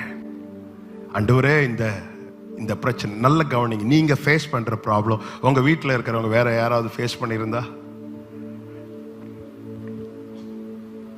ஆமென். சிம்பிள். ஒரு லாஸ்ட் 10 days பேப்பர் எடுங்க, நியூஸ் பேப்பர் எடுத்து அதில் சூசைட் பண்றவங்க நேம்லாம் எழுதுங்க. ஒரு சைடில் எழுதிட்டு என்ன ரீசனுக்காக சூசைட் பண்ணாங்கன்னு எழுதிட்டு இன்னொரு பக்கத்தில் நீங்க சந்திக்கிற பிரச்சனையெல்லாம் எழுதுங்க. கம்பேர் பண்ணி பாருங்க, நம்ம எத்தனை தடவை சூசைட் பண்ணியிருக்கணும்.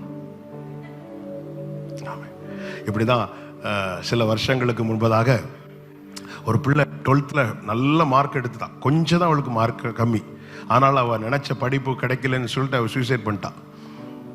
அப்போ ஒரு தம்பி ஓடி வந்துட்டு, அண்ணா இங்க பாருங்கண்ணே, இதுக்கெல்லாம் செத்துட்டாங்கன்னா அப்போ என் மார்க்குக்கெல்லாம் நான் டெய்லி சாகணும்னே அப்படின்னா.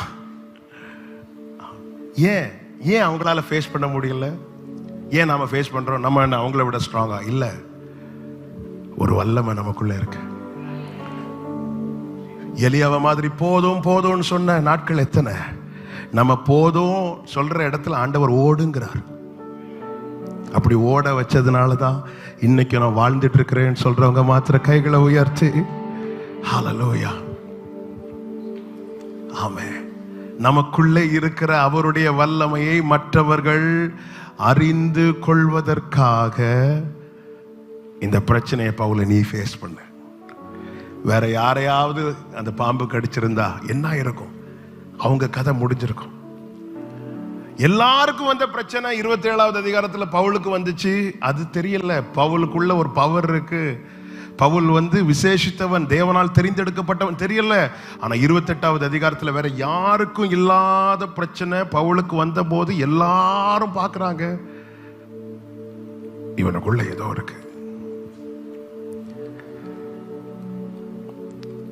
மூன்றாவது,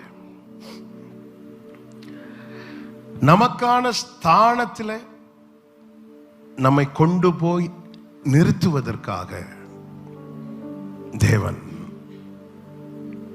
சோதனையை அனுமதிக்கிறார். புரியும்படி சொல்லணும்னா, ஈசாக்கின் வாழ்க்கையை நீங்க பார்த்தீங்கன்னா ஆதியாகமம் 26வது அதிகாரத்தில் ஆபிரகாமின் நாட்களில் உண்டான பஞ்சம் போல ஈசாக்கின் நாட்களிலும் பஞ்சம் உண்டானது. ஆண்டவர் சொல்லிட்டாரு, நீ எல்லாரும் எகிப்துக்கு போக ஆரம்பிச்சுட்டாங்க, நீ எகிப்துக்கு போயிடாத, நீ இங்கே இரு, நான் உன்னை பிளஸ் பண்றேன்ட்டார். கர்த்தருடைய வார்த்தைக்கு கீழ்ப்படிந்து ஈசாக்கும் போகாம உட்கார்ந்துட்டாரு. ஆண்டவர் பிளஸ் பண்றார். ஈசாக்கு விதை விதைத்தான். 12வது வசனம், கர்த்தர் அவனை ஆசீர்வதித்ததினால் அந்த வருஷத்தில் 100 மடங்கு பலனை அடைந்தார் என்று சொல்லப்பட்டிருக்கு. இப்பதான் பிரச்சனை ஸ்டார்ட் ஆகுது. அமலேக்கியர் என்ன பண்றாங்கன்னா, அவன் மேல பொறாமை கொண்டு அவனை விரட்ட பார்க்கறாங்க. ஒவ்வொரு இடமா போகிறான். ஒரு இடத்துல போய் துறவு தோண்டுகிறான் 20வது வசனத்துல. அப்ப கேரார் ஒரு மேய்ப்பர் என்ன சொல்றாங்கன்னா, வாக்குவாதம் பண்ணி அந்த துறவை மூடி போடுறாங்க. அதுக்கு ஏசேக்குன்னு பேர் வச்சுட்டு வேறொரு துறவை வெட்டுறான். அங்கேயும் பிரச்சனை பண்றாங்க. அதுக்கு சித்னான்னு பேர் வச்சுட்டு இப்படி போற இடத்துலலாம் பிரச்சனை பிரச்சனை. ஒவ்வொரு பிரச்சனை வரும்போது ஈசாக்கு ஒவ்வொரு இடம் மாறுகிறான். இப்பொழுது ரெகோபோத்துக்கு வருகிறான். ரெகோபோத்துக்கு வந்த போது யாருமே வாக்குவாதம் பண்ண வரல. ஏன்னா அது அவனுக்கான வாக்குத்தத்தம். அவன் இவன் அங்கே வாக்குவாதம் பண்ணிட்டு இருப்பானா, வாக்குத்தத்தத்தை சுதந்திரிச்சிருக்க மாட்டாரு. இந்த வாக்குத்தத்தத்தை ஈசாக்கு சுதந்திரிக்க காரணம் இப்படி ஒரு பிரச்சனையை கர்த்தர் அனுமதித்ததுனால. சில பிளேஸுக்கு நாமளா போக மாட்டோம், ஆண்டவருக்கு நல்லாவே தெரியும். அதனால நம்மை கொண்டு போக வைப்பார். காட்டுல ஆடு வைத்து கொண்டிருந்தவன் எப்படி யுத்த காலத்துல போனா? அப்பா கூப்பிட்டு அனுப்புறாரு. தாவீது போனது யுத்தம் பண்ணுவதற்கல்ல, கொண்டு போன ஃபுட ஆகாரத்தை தன் சகோதரர்களுக்கு கொடுத்துட்டு எப்படி என்ன இருக்கீங்க, நல்லா இருக்கீங்களா விசாரிச்சுட்டு வரதான் போனான். ஆனா கர்த்தர் அவனை அங்க கொண்டு போய் நிறுத்தினார்.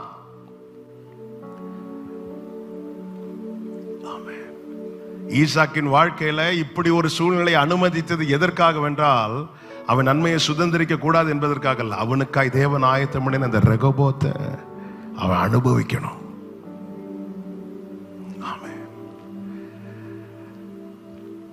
கேரளாவில் ஒரு பாஸ்டர் சொன்ன ஒரு சம்பவம்.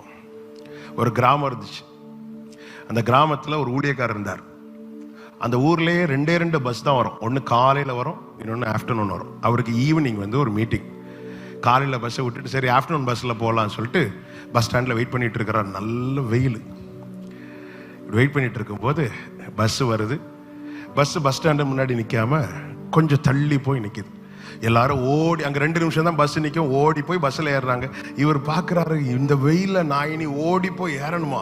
நான் ஓடி போகிறதுக்குள்ளே பஸ்ஸு போயிட்டுனா இப்படி பயங்கரமாக யோசிச்சுட்டு சரி இன்னைக்கு மீட்டிங்கை கட் பண்ணிடலான்னு சொல்லிட்டு நம்ம வீட்டுக்கு போகலான்னு திரும்ப போகுது. அங்கே ஒரு கருப்பு நாய் இவர் அப்படி பார்த்துட்டே இருந்துச்சு. நாக்கையும் தொங்க போட்டு கொஞ்ச நேரம் இவர் அப்படி பார்த்துட்டே இருக்குது. இவர் பார்க்குறாரு, எல்லாரும் பஸ்ஸில் போய் ஏறுறாங்க. இந்த நாய் என்ன பார்த்துட்டே இருக்கு. இவருக்கு பயம் வர ஆரம்பிச்சுட்டு இவர் ஒவ்வொரு ஸ்டெப்பாக அப்படி பின்னாடி எடுத்து வைக்க ஆரம்பிக்கிறாரு. நாய் அப்படியே முன்னாடி ஒவ்வொரு ஸ்டெப்பாக எடுத்து வைக்கிறது. இவர் ஓடுறாரு பாருங்க, நாய் இவரை விடல, துரத்துது. இவர் ஓடி போய் பஸ்ஸில் ஏறிட்டார். பஸ்ஸில் ஏறி தலையை வெளியே போட்டு அப்பாலே போ சாதாரண என்ன சொல்லியிருப்பாரு? இல்லை, அவர் வெளியே போட்டு தேங்க்ஸ். நிறைய பேருக்கு தேங்க்ஸ் சொல்ல வைக்க போறார் ஆண்டவர். ஹல்லேலூயா. நாம சூழ்நிலைகளை வச்சு காரணங்களை காண்பித்து ஸ்டாப் பண்ணும்போது ஆண்டவர் கேட்கிறார் எரேமியாவை கொண்டு, என் ஜனத்தை நான் வேறு எந்த பிரகாரம் நடத்துவேன் கேட்கிறார். நான் வேற எப்படிப்பா நடத்துவேன்? குயவன் வீட்டுக்கு எரேமியாவை அனுப்புறார். குயவன் வணைந்து கொண்டிருக்கும் போது கையிலே இந்த பானை கெட்டு போயிட்டு, கெட்டு போனதும் அடுத்த வார்த்தை தன் பார்வைக்கு சரியானபடி. நல்லா புரிஞ்சுக்கோங்க, நம் இஷ்டப்படி அவர் ஒரு நாளும் வணைய மாட்டார். நீதிமான நீ 7 தடவை விழுந்தாலும் அவர் எழுப்பி விடுவது அவர் இஷ்டப்படிதான், தன் பார்வைக்கு சரியானபடி. சரி, நீ அடம் பிடிக்கிற போ, இதை வச்சு அப்படி சொல்ல மாட்டார் ஆண்டவர். தன் பார்வைக்கு சரியானபடி. அவருக்கு தெரியும், ஆண்டவர் நம்மை தெரிந்தெடுத்தது, நம்மை அழைத்தது இதுவரை. ஆமென். எகிப்திலிருந்து நம்மை மீட்டு கொண்டு வந்தது சிவந்த சமுத்திரத்தில் அமிழ்ந்து போவதற்கல்ல. எனக்காய் ஒரு கானான் உண்டென்றால் இந்த சமுத்திரத்தை என்னை தாண்ட பண்ணுவார், இந்த மாராவை என்னை தாண்ட பண்ணுவார், இந்த யோர்தானை என்னை தாண்ட பண்ணுவார், இந்த எரிகோவை என்னை தாண்ட பண்ணுவார். இதுதான் எனக்கு அவர் மேல இருக்கிற நம்பிக்கை. எனக்கு ஒரு கானான் இல்லை என்றால் அந்த எகிப்திலிருந்து என்னை மீட்டிருக்கவே மாட்டார். எல்லாருக்காக இயேசு மரித்தார், எல்லாரும் ரட்சிக்கப்பட்டாங்களா? இல்ல. ஆனா நம்மை தேவன் தெரிந்தெடுத்திருக்கிறார் என்றால் நமக்கான சுதந்திரத்தை தேவன் வைத்திருக்கிறார் என்று தானே அர்த்தம். ஹல்லேலூயா. எனக்கான ஸ்தானத்தில், நமக்கான ஸ்தானத்தில் நம்மை கொண்டு போய் நிறுத்த தேவன் சில பாதைகளை தேவன் அனுமதிக்கிறார். நான் மரண இருளின் பள்ளத்தாக்கில் நடந்தாலும் பொல்லாப்புக்கு பயப்படேன், தேவரீர் என்னோடு கூட இருக்கிறீர் சொல்லிட்டு அடுத்த வசனத்துல சொல்லுகிறார், என் சத்துருக்களுக்கு முன்பாக நீர் எனக்கு ஒரு பந்தியை. ஆயோ ஆண்டவரே, இது எப்படி இருக்குன்னா கண்ணை அப்படி கை வச்சு சர்ப்ரைஸ். அதுக்காக ஆண்டவருடைய கண்ணில் அப்படி கை வச்சு நடத்திட்டு போறார். அது நமக்கு எப்படி இருக்கு? மரண இருளின் ஆண்டவர் சொல்லுகிறார், குருடரை அவர்கள் அறியாத வழியிலே நடத்தி, அவர்கள் தெரியாத பாதையில கொண்டு போய் அவர்களுக்கு முன்பதாக இருளை வெளிச்சமும் கோணலை செவ்வையுமாக்குவேன் சொல்லிட்டு கீழே ஆண்டவர் சொல்றாங்க, என் தாசனை இல்லாமல் குருடன் யார்? அப்ப குருடன் ஆண்டவர் இங்க யாரை மென்ஷன் பண்றார் தெரியுமா? கண்ணு தெரியாதவன் அல்ல, பாதை தெரியாதவன. இப்ப லாஸ்ட் வீக்ல கிருபையினால ஊழியத்துக்கு ஸ்ரீலங்கா போனேன். ஸ்ரீலங்காவில் போய் இறங்கினதும் என்ன 2 சகோதரர்கள் காரில் உட்கார வச்சு கூட்டிட்டு போனாங்க. அந்த இடத்துல போய் சேருது வரைக்கும் ஸ்தோத்திரம் சொல்லிட்டே இருந்தேன். ஒருத்தர்கிட்ட கூட நான் ரூட்டு சொல்லலை. ரைட்டில் போங்க லெஃப்டில் போங்கன்னு ரூட்டு சொல்லலை. ஏன்னா எனக்கு ரூட்டு தெரியாது. இதே இது எங்கள் ஊரில் நான் வந்து இறங்கினேன். ஒரு பிரதர் கார் எடுத்துட்டு கூட்டிட்டு போக வந்தார். அவர்கிட்ட சொன்னீங்க அப்படி போகாதீங்க பிரதர், ஸ்ட்ரைட்டாக போங்க, ரைட்டில் போங்க, இப்படி போங்க, ஏன்னா எனக்கு எங்கள் ஊரில் ரூட்டு தெரியும். ஏன் அறியாத பாதையில் நடத்துறார் தெரியுமா? நீ கொஞ்சம் சும்மா இரு, இல்லைன்னா நம்ம ஆண்டவருக்கே ரூட்டு சொல்லி கொடுப்போம். அவன் இப்படிதான் நார்த் இந்தியாவில் அம்பாலாங்கிற ஒரு இடத்துல ஒரு கன்வென்ஷனுக்கு போகிறோம். அவன் பாஸ்டர் சொல்லிட்டாங்க, பாஸ்டர் நான் ஈவினிங் வந்து உங்களை கூப்பிட முடியாது, நான் ஒரு சகோதரனை அனுப்புகிறேன், அவர் வந்து உங்களை கூட்டிகிட்டு போவார் சொல்லிட்டு அந்த பிரதர் அப்படி பைக்கில் வராங்க. அந்த ஊரில் கார்லாம் போகாது, பைக்கில் தான் போக முடியும். வந்து பெல் அடிக்கிறாரு. அவருக்கு ஹிந்தியை தவிர வேற ஒன்றும் தெரியாது. நமக்கு ஹிந்தியில் அச்சாவை தவிர வேற ஒன்றுமே தெரியாது. கதவை திறக்கிற கோலியாத்து மாதிரி வந்து நிற்கிறாரு. நான் அப்படியே தளர்ந்துடு, ஆண்டவரே இது யார் ஆண்டவரே? பாஸ்டர் பேரை மட்டும் இடையில வாயில வருது. தெரிஞ்சதும் ஓகே பாஸ்டர் தான். பைக்கில் ஏறி உக்காந்துருந்து, ஆண்டவரே சபையை காத்துக்கொள்ளும், குடும்பத்தை காத்துக்கொள்ளும், மனைவியை காத்துக்கொள்ளும், பிள்ளையை காத்துக்கொள்ளும். அங்கே போய் சேர்றது வேற. ஏன்னா நமக்கு ஒன்றுமே, ஒரு ½ சுற்றிட்டே இருக்கிறார். ஒரு இடத்துல கூட நான் அவர்கிட்ட ரைட்டில் போங்க லெஃப்டில் போங்க சொல்லலை. ஏன்னா எனக்கு ரூட்டு தெரியல. எனக்கு ரூட்டு தெரியணும்னு அவசியம் கிடையாது. எனக்கு நடத்துக்கிற என் அப்பாவை தெரிஞ்சா போதும். அறியாத வழியில் அவருக்கு தெரியுங்க. சில இந்த ஃபர்ஸ்ட் அந்த டிரைவிங் ஸ்கூல் போனவங்கள ஒழுங்கா டிரைவிங் கூட படிச்சிருக்க மாட்டாங்க. ஆனா அப்பதான் டிரைவிங் ஸ்கூல் போயிருப்பாங்க. அவங்கள பக்கத்துல வச்சு கார் ஓட்டுவாங்க, அவங்களும் பிரேக் போடுவாங்க. பார்த்திருக்கீங்களா? ஆமா, எனக்கு கொஞ்சம் தெரிஞ்சிட்டு அவ்வளவுதான். ஆண்டவர் சில நேரத்துல நம்மளை அப்படி கண்ணை கட்டி நடத்துறது மாதிரி தான் இருக்கும். ஏன்னா நான் அவரை கம்ப்ளீட்டா சார்ந்திருக்கணும். நான் அவரை நம்பணும். நம்புவே என் இயேசு ஒருவரை. வலது கரத்தை உயர்த்தி, நான் நம்புவேன் என் இயேசு ஒருவர்.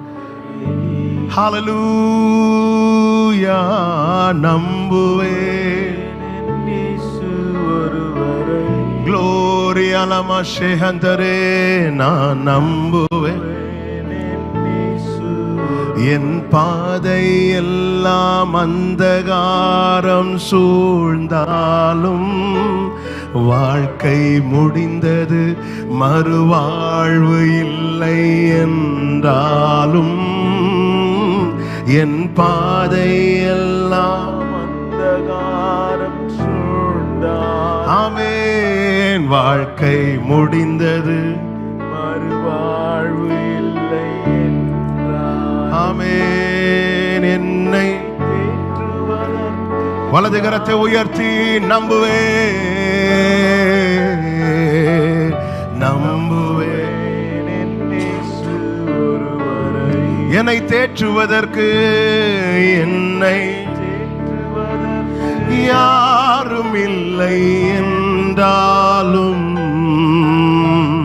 நம்புவேன் ஒருவரை. ஈசாக்க பலி செலுத்த ஆபிரகாம்கிட்ட சொல்லிட்டார். அதிகாலையில் ஆபிரகாம் எழுந்து ஈசாக்க கூப்பிட்டு போறார். ஈசாக்கு கேட்கவே இல்லை. அப்பா எங்கப்பா போறீங்க? நேத்து ஏன்பா இதை என்கிட்ட சொல்லல? ஏன்பா அம்மாவை கூப்பிடல? எதுவுமே கேட்கல. ஏன்னா அவனுக்கு அப்பா மேல அவ்வளவு நம்பிக்கை. ஒன்னே ஒண்ணு ஆன் த வேல கேட்கிறாரு. அப்பா வர்ஷிப்னு சொல்லிட்டீங்களே, 3 நாள் எந்த கொஸ்டினும் கேட்கல. ஆனா வேலைக்காரர்கள்ட்ட ஆபிரகாம், நானும் பிள்ளையாண்டனும் போய் தொழுது கொண்டு வர வர்ஷிப் பண்ணிட்டு வரோம்னு சொல்லும் போது, நீங்க வர்ஷிப்னு சொன்னீங்கல்லப்பா, அப்போ ஆட்டுக்குட்டி எங்கப்பா? சரியான கேள்வி கேட்கிறார். ஆராதனைனாலே நம்ம மனசுல முதல்ல வர வேண்டியது யார், எந்த வர்ஷிப் லீடர் இன்னைக்கு வர்ஷிப் நடத்த போறாங்கன்னு, ஆட்டுக்குட்டியானவர் தான் நம்ம மனசுல வரணும். வேற எதுவுமே வரக்கூடாது. நாம் ஈசாக்கை போல வாக்கு வேற எதுவுமே கேட்கல. அப்பா எங்க போறோம்ப்பா? இது ஏன்பா அம்மாவை கூட்டிட்டு வரல? ஈசாக்கிட்ட கூப்பிட்டு கேட்டா, எங்க போற தெரியுமா? தெரியாது. இது என்ன பாதை தெரியுமா? தெரியாது. அப்ப உனக்கு என்ன தெரியும்? எங்க அப்பாவை தெரியும், எங்க அப்பாவை தெரியும். நான் விசுவாசித்திருக்கிறவர் இன்னார் என்பதை அறிந்திருக்கிறேன். எனக்கான, அதனாலதான் 18வது சங்கீதத்திலே தாவீது இப்படி சொல்லுகிறார். 18வது சங்கீதம் அதனுடைய 33 என்னுடைய உயர்தலங்களில் என்னை நிறுத்துகிறார். என்னுடைய உயர்தலங்களில் எனக்கென்று தேவன் ஒரு ஸ்தானத்தை வைத்திருக்கிறார். அதிலே தேவன் என்னை நிறுத்துகிறார், நிறுத்துவார். ஹல்லேலூயா. சிவந்த சமுத்திரத்துக்குள்ள இஸ்ரவேல் இருக்கின்ற ஒரு வழியை கர்த்தர் வைத்திருந்தார். அதை மேற்கொள்றதுக்கு பார்வோன் ரதத்தில் வருகிறான். இப்போ வே ஓபன் பண்ணி கொடுத்தாச்சு, நியூ வே. இப்போ இஸ்ரவேல் தான் முதல்ல அதுல கால் வைக்கணும். பார்வோன் கால் வைத்த பிறகு இஸ்ரவேல் கால் வைத்தால் அது புதிய வழி கிடையாது. ஆல்ரெடி ஒருத்தங்க அதுல கால் வச்சாச்சு. அதனால கர்த்தர் என்ன செய்தார் பாத்தீங்களா? வேகமாய் வந்தவனை வழியிலே நிறுத்துகிறார், ஸ்டாப் பண்ணிட்டார். இன்னைக்கு நாம் சுதந்திரிக்கிற ஒவ்வொரு நன்மை ஆனாலும் சரி, அதை அபகரிக்கிறதற்கு அநேகர் குதிரைகளிலும் ரதங்களிலும் வந்தார்கள். ஆண்டவர் யாரை எங்க ஸ்டாப் பண்ணணுமோ அங்க ஸ்டாப் பண்ணதுனாலதான் இன்னைக்கு நமக்கு இருக்கிற நன்மைகள் நம்ம கையில இருக்கிறது. ஹல்லேலூயா, ஆமென். நமக்கான ஸ்தானத்திலே. 4வதாக ஏன் இந்த சோதனை தெரியுமா? நீ கர்த்தரையே டிபெண்ட் பண்ணி இருக்கணும். லாபான் வீட்டிலிருந்து ஆபிரகாம் புறப்பட்ட போது பின்னாக லாபான் பிரச்சனையோடு வருகிறான், முன்பாக ஏசா பிரச்சனையோடு வருகிறான். லாபான் பிரச்சனை சால்வ் ஆயிட்டு ஆண்டவரே லாபான்ட்ட சொல்லிட்டாரு, ஏய் என் பிள்ளை மேல வச்சிடாத அப்படி சொல்லிட்டார். லாபான் பிரச்சனை சால்வ். இப்ப ஏசா 400 பேரோடு வருகிறான். யாக்கோபுக்கு எங்கேயும் ஓட முடியாது. இப்பொழுது யாக்கோபு என்ன செய்கிறார்னா, யாபோக் ஆற்றின் மறுக்கரையிலே தன் குடும்பம் எல்லாவற்றையும் விட்டு விட்டு யாபோக் ஆற்றின் கரையிலே போய் அழுறார். ஓசியா 12:4 சொல்லப்பட்டிருக்கிறது, அவன் அழுது கெஞ்சினானாம். ஆமென். ஒருத்தன் அழ ஆரம்பிச்சுட்டானாலே அதன் அர்த்தம் என்ன தெரியுமா? ஆண்டவரே நான் ஒண்ணுமே இல்லை ஆண்டவரே. இந்த யாக்கோபுக்கு தந்திரம் என்ன அப்படின்னா, பிறக்கும் போதே சகோதரன் காலை பிடிச்சிட்டு தான். ஆமே, யாக்கோபை நேசித்த எல்லாம் ரைட்டு தான், ஆனா கேப் கிடைச்ச காலை பிரச்சனை என்னதும் ஓடுறது ஓடுறது ஓடுறது ஓடுறது இப்படியே. அதாவது தன் சுயத்தை சார்ந்திருந்தான்.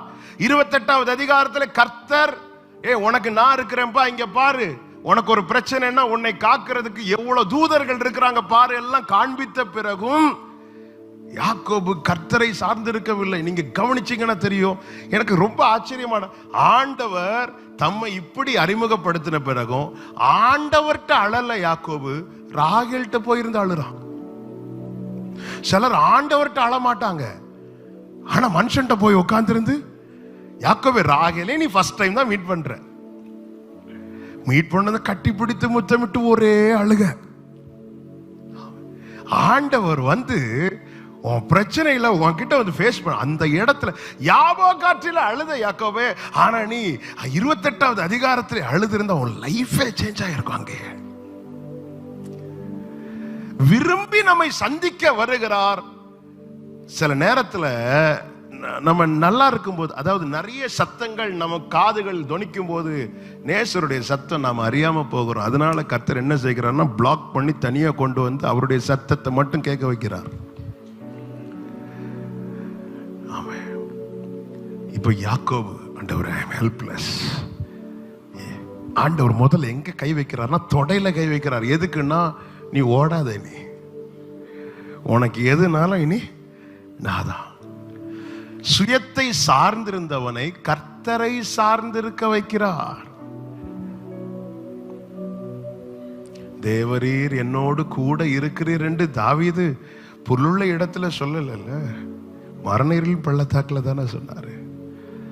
நான் கர்த்தரை சார்ந்திருக்கணும். அதன் அடையாளம் தான் யோசேப்பு ரதங்களை எகிப்திலிருந்து அனுப்புகிறான் யாக்கோபை அழைத்து கொண்டு போவதற்கு. உடனே யாக்கோபு, அவ்வளவுதான், என் பையன் கார்ல அனுப்பிட்டான்பான்னு சொல்லிட்டு ஏறி போய் உட்காரல. யாக்கோபு பெயர்சபாவுக்கு போய் வெயிட் பண்ணிட்டு இருக்கிறார். கர்த்தர் என்ன சொல்றார்? ஆண்டவர் சொல்றார், நீ போய் யாக்கோபே. அதுக்கப்புறம் போகல யாக்கோபு. கர்த்தர் சொல்ற, நானும் உன் கூட வரேன். இதான் சார்ந்து இருக்கிறவனுடைய அடையாளம். எனக்கு எல்லா வசதி வாய்ப்பு இருந்தாலும் ஆண்டவரை, இனி என் பையன் பார்த்துப்பான், இனி என் பையன், அப்படி அல்ல. ஆண்டவர், நானும் உன் கூட வரேன் யாக்கோபே. சோ இதுக்கு ஒரு யாபோகாற்றின் கரையின் அனுபவம் தேவைப்பட்டது யாக்கோபுக்கு. ஒரு ஏசா 400 பேரோடு வருகிற சூழ்நிலை தேவைப்பட்டது யாக்கோபுக்கு. ஒரு நாள் இரவு இதை தியானிச்சிட்டு இருக்கும் போது, ஆண்டவரே, ஆனாலும் நீங்க யாக்கோபு இப்படி கை வச்சிருக்க கூடாது ஆண்டவரே.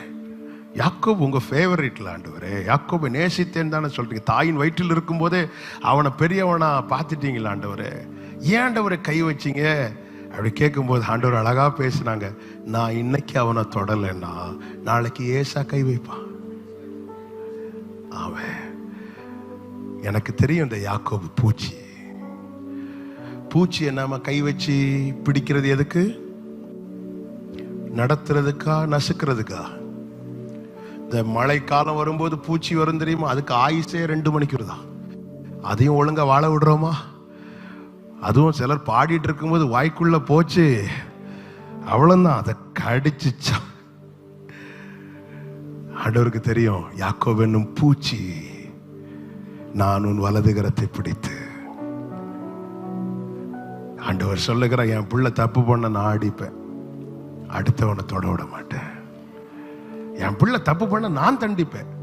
நம்ம பிள்ளைங்களை பக்கத்து வீட்டில் இருக்கிறவங்க கூப்பிட்டு தண்டித்தாங்கன்னா நம்மளால தாங்க முடியாது. நாம தண்டிக்கிறது வேற. தகப்பன் சிட்சியாத புத்திரன் உண்டோ? ஆனால் இது நிமித்தமாய் யாக்கோபுக்கு எந்த நஷ்டமும் கிடையாது.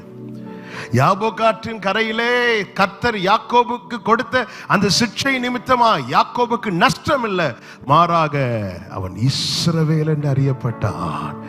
வேதம் சொல்லுகிறது, இஸ்ரவேலை ஆசீர்வதிப்பதே கர்த்தருக்கு பிரியம். எதுக்கு இப்படி ஒரு சோதனை? யாக்கோபை, நீ என்னதான் சார்ந்திருக்கணும்? நீ உன் காலை நம்புன, ஓடுன, உன் கையை நம்புன, உன் தந்திரத்தை நம்புன. பாருங்க, கண்ணு தெரிந்த யாக்கோபு இளையவன் மூத்தவன் என்று சொல்லி கண்ணு தெரியாத தகப்பனை ஏமாத்தினாரு. கண்ணு தெரிந்த மாமனார் இளையவான்னு சொல்லி மூத்தவளை கொண்டு நீ எந்த அளவின்படி அளக்கிறாயோ அதே அளவின்படி. பாருங்க, ரொம்ப வேதனையான காரியம். அப்படி இன்னொன்னு சொல்லலாம், அது ரொம்ப பெயின்ஃபுல்லான காரியம். ஏசாவின் வஸ்திரத்தை வைத்து தன் தகப்பனை ஏமாத்தினான். பிள்ளைங்க யோசேப்பின் வஸ்திரத்தை எடுத்து கொண்டு வந்து யாக்கோவை ஏமாத்தினாங்க. அவன், இது உங்க குமாரனுடைய வஸ்திரமா பாரு. அவன் ஆண்டவர் எல்லாத்தையும் அங்க பிரேக் பண்றாரு. யாக்கோபு தந்திரம் எல்லாத்தையும் உடைக்கிறார். இனி நீ இஸ்ரவேல். என்ன யாக்கோபுக்கு இஸ்ரவேலுக்கு வித்தியாசம்? யாக்கோபால ஏசாவை ஃபேஸ் பண்ண முடியாது. ஆனா இஸ்ரவேல் அடுத்த அதிகாரத்துல ஏசாவுக்கு முன்னாடி வந்து நிக்கிறான். என்னை கர்த்தர் ஒரு பாதையில நடத்தி என்னை உருவாக்க என்னை உடைப்பார் என்றால், இதுவரை என்னால ஃபேஸ் பண்ண முடியாத அனைத்தையும் இனி என்னால ஃபேஸ் பண்ண முடியும். அதனாலதான் தாவீது சொல்றாரு, நீ பட்டயத்தோடும் ஈட்டியோடும் வர்ற, நான் வேற எதையும் நம்பி வரல, என் ஆண்டவருடைய நாமத்தை மட்டும் சார்ந்து வருகிறேன். கர்த்தரை சார்ந்து இருக்கிறவர்கள், ஆமென், என்னை சார்ந்து இருக்க பண்ண. ஹல்லேலூயா, ஆமென். ஐந்தாவதாக சொல்லி செபிக்கிறேன். 1 பேதுரு 1வது அதிகாரம் அதனுடைய 7வது வசனத்தை வாசிக்கலாம். 1 பேதுரு 1:7.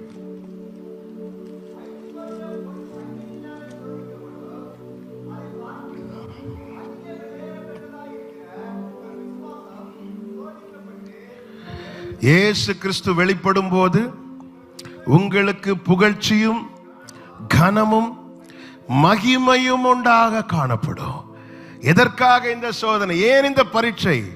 கிறிஸ்து வெளிப்படும் போது, ஆண்டவராகிய இயேசு கிறிஸ்து இனி வெளிப்படும் போது நடக்கிற சம்பவங்கள் என்ன தெரியுமா? ஒரு கூட்டத்தார் ஓடி ஒளிவார்களாம், இன்னொரு கூட்டத்தார் மார்பில் அடித்து புலம்புவார்களாம், ஐயோ இவருக்கா இப்படி பண்ணோம். ஆனா ஒரு கூட்டத்தார் ஆசையோடு எதிர்கொண்டு போவார்களாம். இவர்கள் யார் என்று வெளிப்படுத்தல் 7 சொல்லப்பட்டிருக்கிறது. ஆட்டுக்குட்டியின் இரத்தத்தாலே தொய்த்து வெளுத்தவர்கள். எதற்காக இப்படி நடத்துகிறார்? மல்கியா 3:3 சொல்லப்பட்டிருக்கிறது, அவர் உட்கார்ந்து புடமிட்டு கொண்டிருக்கிறாராம்.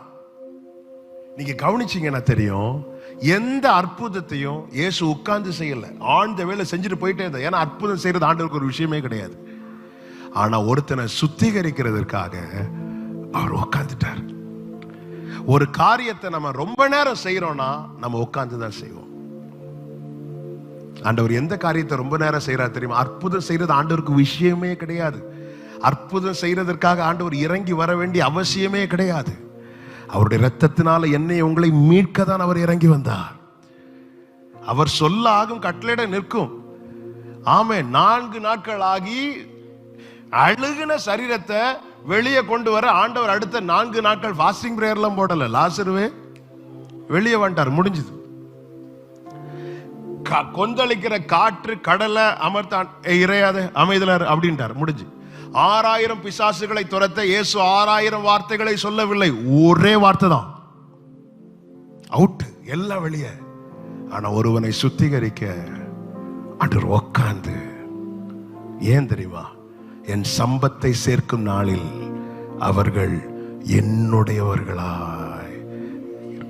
2000 வருஷத்துக்கு முன்பதாக இந்த பூமியில் வாழ்ந்தவர்கள், விசேஷமாய் பெத்லகேமிலே எருசலேமில் வாழ்ந்தவர்கள் இயேசுவை கண்டார்கள். மாம்சத்தில் வெளிப்பட்ட இயேசுவை கண்டார்கள். ஆனால் எப்படிப்பட்ட இயேசுவை கண்டார்கள்? தம்மை வெறுமையாக்கி வந்த இயேசுவை. நாம் பார்க்க போகிற இயேசு யார் தெரியுமா? வெறுமையாக்கி வந்த இயேசுவை நீ பார்க்க போக மாட்டோம். அவர் இருக்கிற வண்ணமாகவே நாம் அவரை தரிசிக்க போகிறபடியால் நாம் அவருக்கு ஒப்பாக மாற போகிறோம். 2000 வருஷத்துக்கு முன்பதாக இயேசு இந்த பூமியில் வந்ததுனால நமக்கு கிடைத்தது கிருபை மேல கிருபை. இனி நாம் அவரை அவர் இருக்கிற வண்ணமாகவே பார்க்க போகிறதுனால நமக்கு கிடைக்க போகிறது மகிமை மேல மகிமை. அதனாலதான் ஆண்டவர் வெளிப்படுத்துற விசேஷம் கடைசி அதிகாரத்துல சொல்லுகிறார், அநியாயம் செய்கிறவன் இன்னும் அநியாயம் செய்யட்டும், அசுத்தம் உள்ளவன் இன்னும் அசுத்தம் பண்ணட்டும், ஆனா பரிசுத்தம் உள்ளவன் இன்னும் இன்னும் ஒரு நாளும் சில விஷயத்துல நமக்கு திருப்தி வரவே கூடாது. அதுல ஒரு விஷயம் தான், ஆண்டவரை நேசிக்கிற காரியத்துல நான் இன்னும் நேசிக்கணும். அடுத்த விஷயம், ஆண்டவரை துதிக்கிற விஷயத்துல தாவீது சொல்றேன், நான் இன்னும் துதிப்பேன்கிறார். அடுத்த விஷயம், தேவனை அறிகிற அறிவில வளர்ற காரியத்துல அவ்வளவுதான். நான் பைபிள் ஃபுல்லா படிச்சுட்டேன், எனக்கு அப்படி இல்லை, நான் இன்னும் உண்மை அறியணும். முகமுகமாய் ஆண்டவரோடு பேசின பிறகு மோசே கேட்கிறார், நான் உங்களை இன்னும் அறியணும் ஆண்டவரே. அதே போலதான் பரிசுத்தத்துல இன்னும் இன்னும். யார் இன்னும் பரிசுத்தத்தை விரும்புவாங்க தெரியுமா? அவரை பார்க்க விரும்புறவங்க. பரிசுத்தம் இல்லாமல் ஒருவனும் தேவனை தரிசிக்க முடியாது. இந்த வெள்ளியை புடமிடும் போது, ஆமென், இந்த புடமிடுறாங்க தெரியுமா வெள்ளிய, அந்த புடமிடுறவர் எப்போ ஸ்டாப் பண்ணுவார் தெரியுமா? பார்க்கிறவங்களுக்கு எல்லாம் இதான் நல்லா இட்ல, அதுக்கப்புறம் ஏன் புடமிடுறாங்கன்னு சொல்லுவாங்க. ஆனா அவர் எப்போ ஸ்டாப் பண்ணுவார்னா, அவர் புடமிட்டுட்டு எடுத்து வச்சு இப்படி பார்ப்பாராம். அப்படி பார்க்கும்போது அவருடைய ஃபேஸ் அதுல ரிஃப்ளெக்ட் ஆகணும். அது ரிஃப்ளெக்ட் ஆகிறது வரைக்கும் போட்டு புடமிடுவார். ஆமென். நம்மை தேவன் சுத்திகிறதுக்கு எதுக்கு தெரியுமா? என்னை காண்போர் உம்மை காண உம் சாயல் என்னில் வேண்டும். நம்மளை பார்க்கிறவங்க நம்ம கண்ணை மூடக்கு முன்னாடி இயேசுவை பார்த்துடணும். நமக்கு இந்த பைபிள்ல நிருபமா கொடுத்திருக்கிறார், நம்மை உலகத்துக்கு பைபிளா வச்சிருக்கிறார். இதுதான் காஸ்பல், இதுதான் காஸ்பல். ஆண்டவரே, நான் கண்ணை மூடுறதுக்கு முன்னாடி உங்களை என்னை சூழ்ந்து இருக்கிறவங்க ஒரு வாட்டியாவது என்கிட்ட பார்த்துடணும். ஆமென். இதுக்காக கர்த்தர் சுத்திகரிக்கிறார், சுத்திகரிக்கிறார், சுத்திகரிக்கிறார். எல்லாரையும் அல்ல, லேவியின் புத்திரரை. யார் இந்த லேவியின் புத்திரர்? தகப்பனால் சபிக்கப்பட்டவர்கள். எல்லாரையும் கடைசி நாட்கள்ல யாக்கோபு ஆசீர்வதிக்கும் போது தகப்பனின் வாசனை கெடுத்ததுனால இந்த லேவியை சபித்தார்கள். ஆனா அவங்களுக்கு கொடுக்கப்பட்ட கிருபைதான். மோசே ஒரு ஆல்டர் கால் கொடுக்கிறார், கர்த்தர் பட்சத்தில் நிற்கிறவன் யார்? கிடைச்ச சான்ஸ இந்த லேவி மிஸ் பண்ண விரும்பல. என் மேல இருக்கிற சாபம் ஆசீர்வாதமா மாறணும்னா, அவன் எனக்காய் சாபமான ஒரு பக்கத்துல போனா மட்டும்தான் முடியும். லேவி புத்திரர் எதையும் யோசிக்காம வந்து நின்றார்கள். வேதம் சொல்லுகிறது, அந்த லேவி புத்திரரை கர்த்தர் உட்கார்ந்து சுத்திகரிக்கிறார், புடமிடுகிறார். எதுக்காக? என்னுடையவர்களா இருக்கணும். லேவி கோத்திரத்தை குறித்து சொல்லும் போது அவங்களுக்கெல்லாம் பங்கு பிரிக்காத, நானே அவர்கள் பங்கு. அவங்களுக்கெல்லாம் ஒரு போர்ஷனோட ஒதுக்கிறாத, எல்லா இடத்துலயும் அவங்களுக்கு நான் வச்சிருக்கிற சுதந்திரம். சுத்திகரிக்க, ஆண்டவரே என்னை சுத்திகரிக்க தான் புடமிடுறீங்கன்னா என்ன நான் விட்டு கொடுக்கிறேன். எத்தனை பேர் இந்த ராத்திரி வேளையில சொல்ல முடியும்? எல்லாரும் அப்படி எழுதி நிற்கலாம் ஆண்டவர் சமூகத்துல. Thank you Lord. யாக்கோபின் தேவன் என் தேவன், எனக்கென்றும் துணையவரே, என்னாலும் நடத்துவாரே. யாக்கோபின் தேவன் என் தேவன், எனக்கென்றும் துணையவரே, என்னாலும் நடத்துவார், என்னாலும் நடத்துவாரே. ரெண்டு கைகளை உயர்த்தி, ஏதும் இல்லை ஏதும் இல்லை என்ற கவலை இல்லை, துணையாளர் என்னை விட்டு, ஓ ஏதும் இல்லை என்ற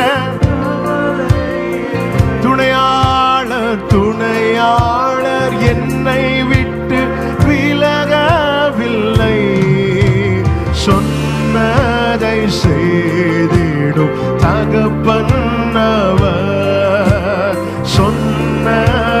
செய்திடோ. ரெண்டு கைகளை உயர்த்தி சொல்லுவோம், நம்புவேன் நம்புவேன் இறுதி வரை. ஷலமகதரோ நம்புவேன் இறுதி வரை. நம்புவேன் நம்புவேன்.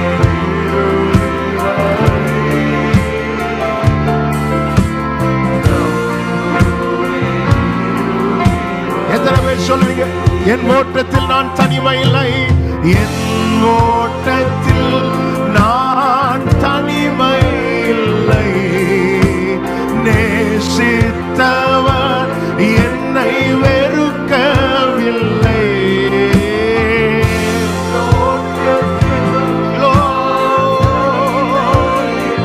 ஹல்லேலூயா. தகப்பன் வீட்டில் கொண்டு சேர்த்திடுவார், தகப்பன் வீட்டில் கொண்டு சேர்த்திடுவார். தகப்பன் பாதி வழியில் விட்டு செல்ல மாட்டார். சகோதரா சகோதரி, நம்புவேன் நம்புவேன். ஓ ஹல்லேலூயா. நம்புவேன் இறுதி வரை. நம்புவேன்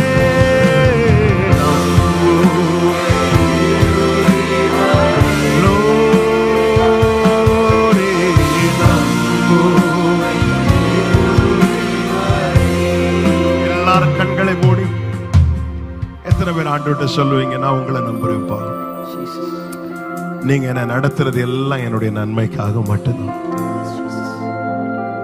பல நேரத்துல அவர் கையை தட்டி விட்டுட்டு ஓடுறோம், இந்த பாதை வேண்டான்னு சொல்லிட்டு. அப்படி யாராவது ஓடினவங்க இருக்கிறீங்க அந்த ராத்திரி வேளை, கர்த்தர் உங்களோடு தான் பேசி கொண்டிருக்கிறா. உன் ஃபியூச்சர் நல்லா இருக்கணும் தான் இப்படி நான் நடத்துறேன். நீ என்ன சார்ந்து நிக்கணுங்கிறதுக்காக நான் உன்னை நடத்துறேன். நீ சுத்திகரிக்கப்பட்டு என்ன இந்த உலகத்துக்கு பிரதிபலிக்கணும், ரிஃப்ளெக்ட் பண்ணணுங்கிறதுக்காக தான் நான் உன்னை எப்படி நடத்துறேன். ஆண்டவரே, எனக்கு உங்களை பார்க்கணும், என்னை சூழ்ந்து இருக்கிறவங்க என்னில் உம்மை பார்க்கணும். அதுக்காக என்னை சுத்திகரிக்க என்னை நான் முற்றிலுமா அர்ப்பணிக்கிறேன்னு சொல்றவங்க மாத்திரம் அவங்க வலது கரத்தை உயர்த்துங்க பார்க்கலாம். அப்படியே ஜெபம் பண்ணுங்க. ஒரு 2 நிமிஷம் நீங்களா ஜெபம் பண்ணுங்க. ஆண்டவர்கிட்ட நீங்க ஜெபம் பண்ணுங்க. எரேமியாவை கொண்டு ஆண்டவர் பேசுறார், நான் என் ஜனத்தை நடத்தி கொண்டு போகும் வழியில் அவங்க என்னை விட்டுட்டாங்கப்பா, அவங்க என்னை விட்டுட்டாங்க. நம்ம பல நேரத்துல தப்பான எண்ணம் கொள்ளுகிறோம். அந்த இளையகுமாரன் மாதிரி, இளையகுமாரன் நினைச்சான் அப்பா சொத்து இருந்தா வாழலான்னு. இல்ல, அப்பா கூட இருந்தாதான் வாழ முடியும். ஆண்டவர் சொன்னா, நீங்க கொடிகள், நான் தான் செடி, என்னை இல்லாமல் உங்களால் ஒன்றுமே செய்யக்கூடாது. ஆண்டவரே, என்னை முழுவதுமாய் தருகிறேன். எப்படி கை உயர்த்தினவங்க ஒரு விஷயம் கூட அப்படி நல்லா உயர்த்தி ஆண்டவர்கிட்ட அர்ப்பணிக்க பார்க்கலாம். அவங்க இஷ்டம் போல நடத்துங்கப்பா. இந்த வார்த்தையை சொல்ல முடியுமா? எப்படி நடத்தணுமோ நடத்துங்க, நான் உங்களை நம்புறேன், நான் உங்களை நம்புறேன். நீங்க என்ன நடத்துகிற பாதை ஏமாற்றத்துல முடியாது. நீங்க என்ன நடத்துறது தீமைக்கு அல்ல. என் ஃபியூச்சர்ல நான் நல்லா இருக்கணுங்கிறதுக்காக தான் என்ன இப்படி நடத்துறீங்க. பேசுங்க, கண்களை மூடி 2 நிமிஷம் நீங்க ஆண்டவர்கிட்ட பேசுங்க. நீங்க பேசுவீங்க, நான் உங்களுக்கு ஐச்சபிக்க விரும்புகிறேன். ஆண்டவரே, ஏன் எப்படி நடத்துறீங்கன்னு நான் பல தடவை கேட்டேன், இனி அப்படி கேட்க மாட்டேன். என்னால உங்களை நம்புறேன்ப்பா, நீர் நல்லவர்னு சொல்லுங்க. அப்பா, நீர் நல்லவர். நன்றி ஆண்டவரே. நம்புவே இயேசுவை, நம்புவே இயேசுவை, நம்புவே இயேசுவை, நலமஷேவே மமரோவே இயேசுவை. கிருபை இரக்கம் நிறைந்த நல்ல தகப்பனே, அருமையான நம்முடைய பிள்ளைகள் ஒவ்வொருவரையும் உடைய திருக்கரங்களிலே தந்து ஜெபிக்கிறோம். அப்பா, நீர் எவ்வளவு நல்லவர். எங்களை எகிப்திலிருந்து மீட்டு கொண்டு வந்தது இந்த சிவந்த சமுத்திரத்தில் அமிழ்ந்து போக பண்ணுவதற்கோ மாறாவில முடிவடைவதற்கோ அல்ல. எங்களுக்காய் ஆயத்தம் பண்ணின நீ பார்த்து வைத்த அந்த சுதந்திரத்தை நாங்கள் சுதந்திரிப்பதற்காக. பல நேரத்தில் எங்களுக்கு முன்பாக இந்த சிவந்த சமுத்திரம், மாறா, எரிகோ, யோர்தான் என சில தடைகளையும் சில கசப்பான அனுபவங்களையும் காணும் போது நாங்க உங்க கையை விட்டுட்டு திரும்ப தான் பார்க்கிறோம்ப்பா. சாரிப்பா. எங்களை நீ நடத்துகிற ஒவ்வொரு பாதையிலும் ஒரு நோக்கம் இருக்கிறது, திட்டம் இருக்கிறது. ஆண்டவரே, எங்க பின்னாட்களில் நாங்கள் ஆண்டவரே நன்றாய் இருக்க வேண்டும் என்பதற்காக மாத்திரமல்ல, நித்திய நித்தியமாய் உம்மோடு கூட இருக்க வேண்டும் என்பதற்காக எங்களை நடத்த வேண்டிய வழியிலே நடத்துகிற எங்கள் நல்ல தகப்பனீர் ஆண்டவரே. நீர் நடத்த எங்களை விட்டு கொடுக்கிறோம், ஒப்பு கொடுக்கிறோம். அப்படியே தங்களை அர்ப்பணித்த ஒவ்வொருவரையும் உடைய கரங்களிலே தந்து ஜெபிக்கிறோம். இவர்களை கர்த்தர் ஆசீர்வதியும். ஆண்டவரே, ஏலிமை காண வைத்துதான் நீங்க கானானுக்குள்ள கூட்டிட்டு போனீங்கப்பா. அதே போல ஆண்டவரே, நீர் தூரத்துக்கும் சமீபத்துக்கும் தேவனாய் இருக்கிறவர். ஆண்டவரே, இம்மைக்கும் மறுமைக்கும் தேவனாய் இருக்கிறவர். கர்த்தாவே, உம்முடைய பிள்ளைகளுக்கு நீர் என்னென்ன ஆயத்தம் பண்ணி வைத்திருக்கிறீரோ அதை காண பண்ணி உம்முடைய நாமத்துக்கு மகிமையுள்ள சாட்சிகளாய் விளங்க பண்ணுவீராக என்று ஜெபிக்கிறோம். ஆண்டவரே, தேவனால் நடத்தப்படுகிறவன் நடத்தப்படுகிறவள் என்பதே உம்முடைய பிள்ளைகளுடைய சாட்சியா இருப்பதாக என்று இயேசுவின் நாமத்தில் ஜெபிக்கிறோம். கர்த்தர் நடத்துங்க. ஆண்டவரே, உங்களை நம்பி முழுமையாய் விட்டு கொடுக்க ஒவ்வொருவருக்கு கிருபை செய்யும். ஏன் இப்படி நடத்துறாங்க என்ற கேள்வி இனி வேண்டாம்ப்பா. நீங்க நடத்துறீங்கன்னா அதுல எங்களுக்கு நன்மை மட்டும்தான் இருக்கும். தீமை இருந்தால் அந்த தீமை எங்களுக்காய் நன்மையாய் மாற்றப்படும். நீ நல்லவரப்பா, நாங்க உங்களை நம்புறோம். நடத்துங்க. உடைய பிள்ளைகள் ஒவ்வொருவரையும் ஆசீர்வதிங்க.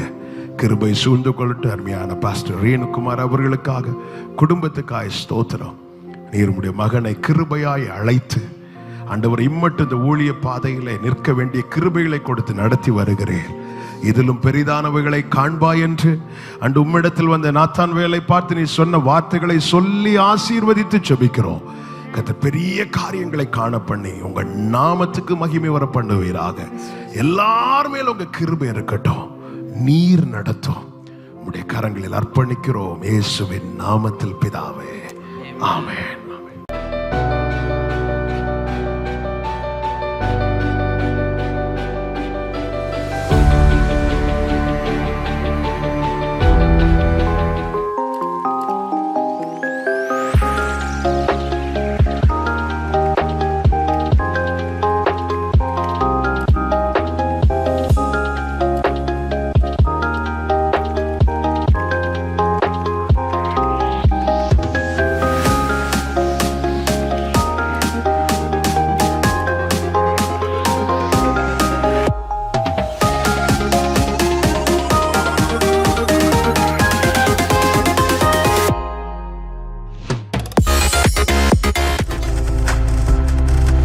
நீங்கள் பார்த்து கொண்டிருப்பது உங்கள் ஜாய் டிவி. உங்கள் துக்கம் சந்தோஷமாய் மாறும்.